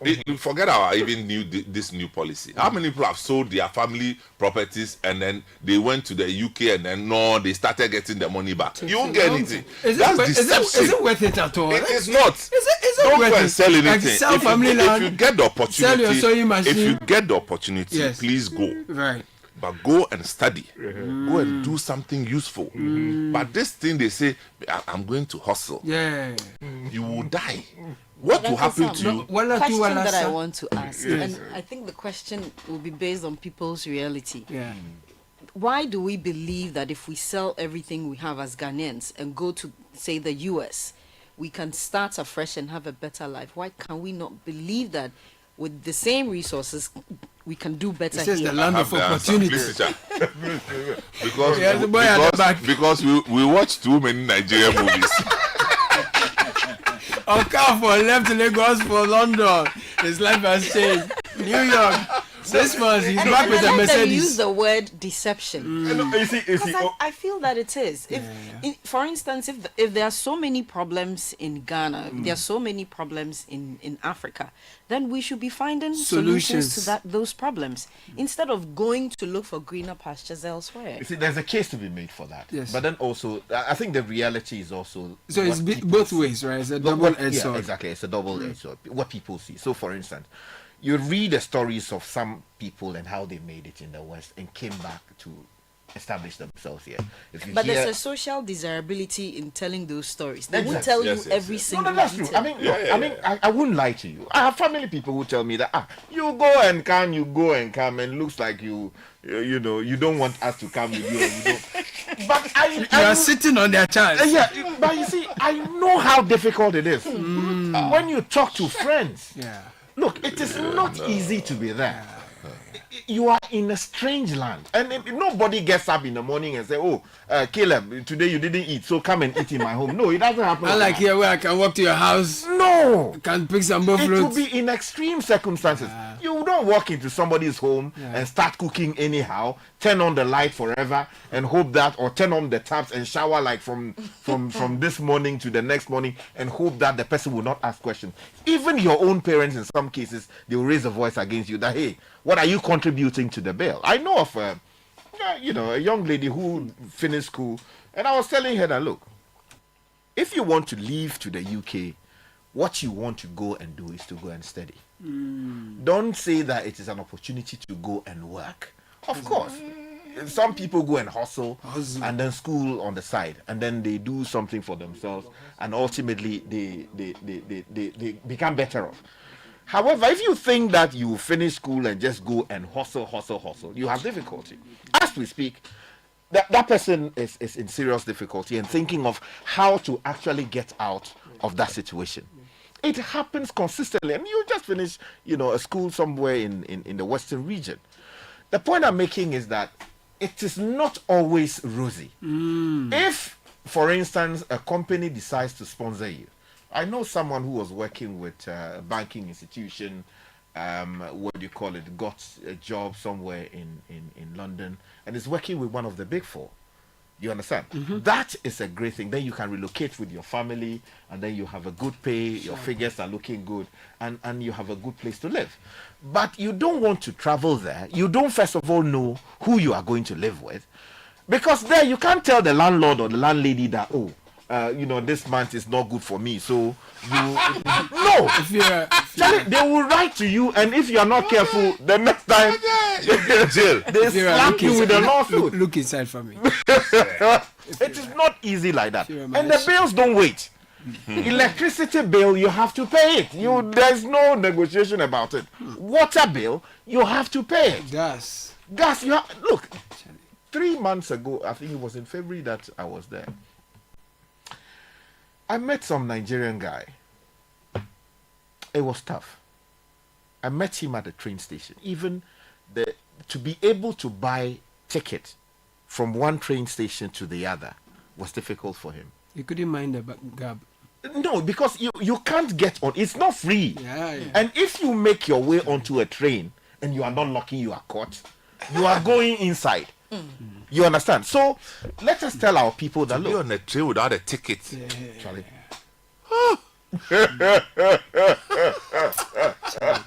No, Samantha, I have an idea. You know, we have to do the hustlers edition of Beyond Borders, so the brothers will appreciate the journey better. You know, because a lot of people feel that look, once they're out of the shores of here, visa, they say they will give 3 months single entry. Finish. Those of you who have very, very important things to do, go and look for the visa and then go there. Me, I don't have anything to do there. It's just a reapplication. No, what I'm saying is that Yes. I get that, which means that whatever you are going to do must be very, very important. Yeah. That's all I'm saying. You understand? Now, if it's not working in America, go to Canada. If it doesn't work Canada, go to UK, go to Scotland, go to all these places for whatever it is school. But in any case, maybe 20 years ago, you could travel to the UK, to the US, just to have a 1-hour meeting and come back. Now you can do virtual. Now you can do virtual. So I'm just saying that it shouldn't be the end of everything. That's true. So let's think. The students should look, you can go to Australia to pursue further studies. People are going to Australia. Yeah, but it's far. But people go to Japan. People go to China. People go to China. No, I'm just saying that, look, we have alternatives. So let's start looking at that. That's what we can do. Right. Yeah. But also, Summons, I think there's a bigger issue of our government and what they must do to our country. Very important. Very, very important. I sat with respect to the visas? No, with respect to the making the place more, because, you know. You see, you cannot say that you have easily the biggest mineral resources left what do you call it, left in the bowels of the earth compared to other regions of the world, and yet you can't find great opportunities for our young men and women to move into spaces that are truly rewarding, add value to those mineral resources, in so doing get something meaningful out of the economic activities that they are contributing to making this country a better place. Because why do people want to leave? Do you want to go into a country where majority of the time you are dealing with cold? You're having to heat your room? I don't think that everybody wants to experience that. Sky, we'll be back after this break for more on this. Okay. Please hold your thoughts for me. We should look at it as an opportunity to build our country. Zion. But you have politicians going to their constituencies and then promising people that they'll get them visa. Are you correct? That's such a bright idea he thought he had. Are you correct? You the politician, are you correct? We'll take so now the people are fixing us and we are running away. This is the City Breakfast Show, the city's biggest conversation. Are you a student in Ghana? Are you 11 to 15 years old? Are you ready to write, think, and analyze your way into hearts and minds and straight to the top? Then it's time for you to get ready for the Literacy Challenge 2025. For Level 1, this year's big essay topic is, in not less than 600 words, discuss the effects of climate change on agriculture in Ghana. What challenges do these effects create for individuals, families, communities, and the nation? Suggest practical solutions to help all Ghanaians mitigate these challenges. Your essay must be in your own handwriting. It must be endorsed by a parent or a guardian. Add your full contact details. Deadline, Saturday, 26th July, 2025. Submit entries to the front desk of Channel 1 TV or City FM, or mail to P.O. Box GP 14123 across Central. If you make it to Level 2 and go on to win Level 3, you will win 10,000 Ghana Cedis cash, a glitzy trophy, and bragging rights as the most outstanding all-round JHS student in Ghana. So, get writing and show the nation what you've got. For more details, call 0205-973-973. The Literacy Challenge 2025 is powered by Citi FM, supported by Channel 1 TV, and is sponsored by Belmu and GB Assessment.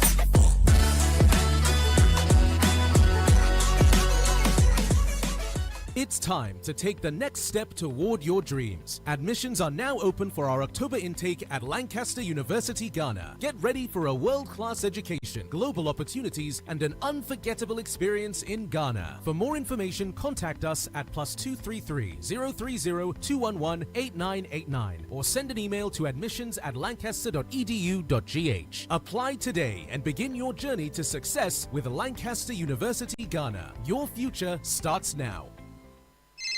Charlie, where are you? Boss man, I'm at the bank. Really? But your car is in front of your house. Bro, my bank on my phone, Charlie. Oh, how? EcoBank, bro. With EcoBank mobile app, I can do everything, anywhere, anytime. Listen, I just checked my account balance, paid Ahmed's school fees, and sent money to my grandma at Walwale. Oh, wow. Wow. Masa, just download the EcoBank mobile app from the Google Play Store or the App Store or dial *770# and be your own bank manager. Manager. Whether to pay bills or fees, to check account statements, send money across Ghana, abroad, and more, EcoBank mobile app has got it covered. EcoBank Mobile, making everyday people live everyday lives the EcoBank way. EcoBank, the Pan-African bank. Did you know that only 10% of university graduates find a job in their first year after school? But the Design and Technology Institute, DTI, is changing that. They offer tertiary graduates a chance to enter the world of work with industry-relevant skills in precision welding and fabrication, entrepreneurship, creative media, and engineering. Kweku, a geodetic engineering graduate, took that opportunity. Oh, DTI is next level. My university course didn't give me the industry-relevant skills I needed to work on an oil rig, but DTI did.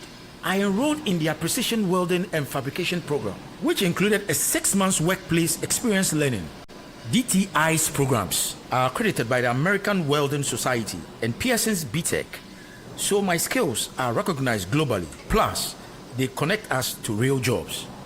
You heard it here first. If you want world-class technical training, visit dtiafrica.com or call 054 169 3534. DTI, wired for jobs. Join the conversation on the City Breakfast Show on Facebook at facebook.com/City97.3, Twitter at twitter.com/City973, and Instagram at instagram.com/City973 with the hashtag CityCBS.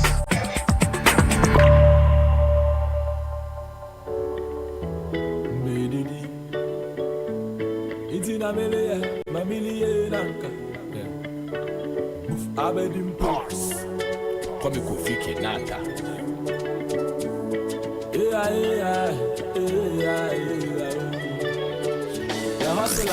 Unleashing the power of relevant radio. This is City 97.3. Dance make a baby, baby, you know, I don't need me better than 53 after 9, that's the song for the conversation. But there's great news for those traveling to South Africa though. It's easier now. Thanks to the visa waiver agreement, Ghanaians can now explore beautiful South Africa without the hassle of a visa. And South Africa Airways flies you directly from Accra to Johannesburg, gateway to unforgettable experiences. Scenic beauty of Cape Town, glamorous wedding venues and world-class wine farms, vibrant birthday parties, boys and girls getaway, high-end business conferences. Look, South Africa is calling you. If you're planning to travel with your friends, family or colleagues, SAA offers special group packages including flights, hotel stays, guided tours. 0302 783 676 is the number. WhatsApp 0509 256 511. Book your South Africa adventure now. Fly with South African Airways, connecting you directly to unforgettable moments. I beg you, it's for you to go and see South Africa. I know people who are already beginning to abuse processes like this. I mean, when you go there, there's a way you can formally relocate to South Africa. Because if you see something nice there, you want to stay by it. Go through the processes. Some people take advantage of things like this and then abuse the system. Let's not encourage that. It is one of the reasons why we're seeing some of these things coming from the West, because they feel that we are abusing the people come with student visa just to come and visit in some cases and then decide to stay for years. People have stayed in the system improperly for 20 years in some cases. I understand the difficulties, but please, let's do our very best to do the right thing. But it also means that Ghanaians, please, let's build our country. Africans, let's build our continent, so that if we do it like that, people the also opportunities struggle will be to come here. Exactly. Yes. Let's build. It is possible to do it. Zoom. Malaysia has done it. Yes. Singapore has done it. True. China is doing it. So I beg you, please, the leaders, let's do our part. It's important. Yeah. In the meantime, let me welcome you to Seamless Banking with the Prudential Bank mobile app. Right. Perform instant transactions, link mobile money wallets, scan GHQR to pay, manage your cards and transfer money between banks, and do so much more. No more banking hours. Experience simple, secure, and convenient banking wherever you are 24/7. Download the PBL mobile app now from Apple App Store, Google Play Store, and Huawei App Gallery. Visit the Prudential Bank website or social media platforms for more. Prudential Bank, truly dependable. Absolutely. And if you're ready to elevate your HR game, then don't miss HR Connect Conference 2025. Is happening on August 8th at the luxurious Mövenpick Ambassador Hotel. This year's theme is Empowering HR Excellence, Leveraging Data, Resilience, and Wellness for a Thriving Workforce. Come and learn from top HR minds, including Patricia Obonai, Margaret Jackson, Dr. Stella Ajinin Boateng, and others who will share real-world strategies on leadership, wellness, people analytics, and future workplace trends. Packages include a masterclass with certificates, exhibition, and speed coaching with certified coaches. It's a full day of inspiring keynotes, powerful panels, HR tech showcases, and bold conversations that will change how you lead. The fee is $1,500 in person, $1,000 for online. Register now to book your seat. For more information, please call 020-863-3809 or 054-122-2365. HR Connect 2025. Lead, Connect, Transform. Now, Bold Foods is definitely the number one option for the delivery of all your favorite meals from your favorite restaurants. Chicken Inn brings you an exclusive combo on only on Bold Foods. 3 pieces of chicken with jollof or fried rice and a 300 ml Coke just for 85 Ghana cedis. This is available only through Bold Foods. Download the Bold Foods app today and enjoy.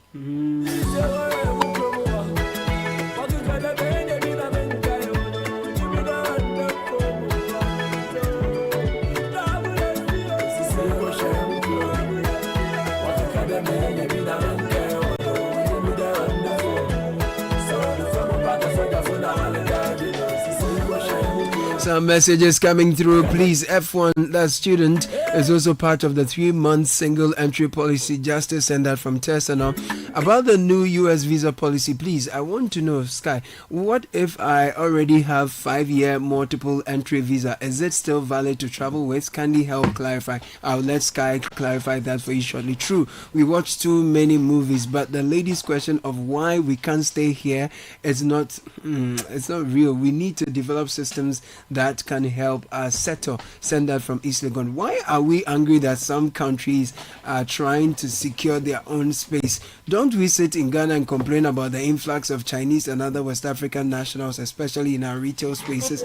Let's be frank, when our people go, they don't return. There is nothing wrong with any country putting in place measures to keep that. Yao, send that from Berlin. Guten Morgen, Yao. If it's good. Kofi from Mama Saman says, kindly educate us on the student visa. Are student visas also part of the 3 months directive?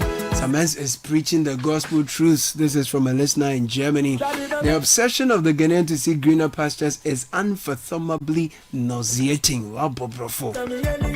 If if the white man had the mentality of the Ghanaian, would their land be greener to accommodate us? I'd wish that the government of the day banned travels to the Western world to coerce Ghanaians to think about local problems and find local solutions for the... Oh, Charlie Yakubu bin Chambers. We beg. You know, the opportunities. Yakubu, don't do that. That's not right. Look, yes. People have gone out there to study, including myself. Yeah, precisely. And when we come back, we contribute our quota to national development. It's a great thing to do. Yeah. It's a great thing Buckingham, to do. Oxford, because some of the London things, City. some of the things you learn, they open your mind and then your eyes to other ways of doing things. You understand? The AI and this. Of course. I mean, important. So it is always a great thing. People do that.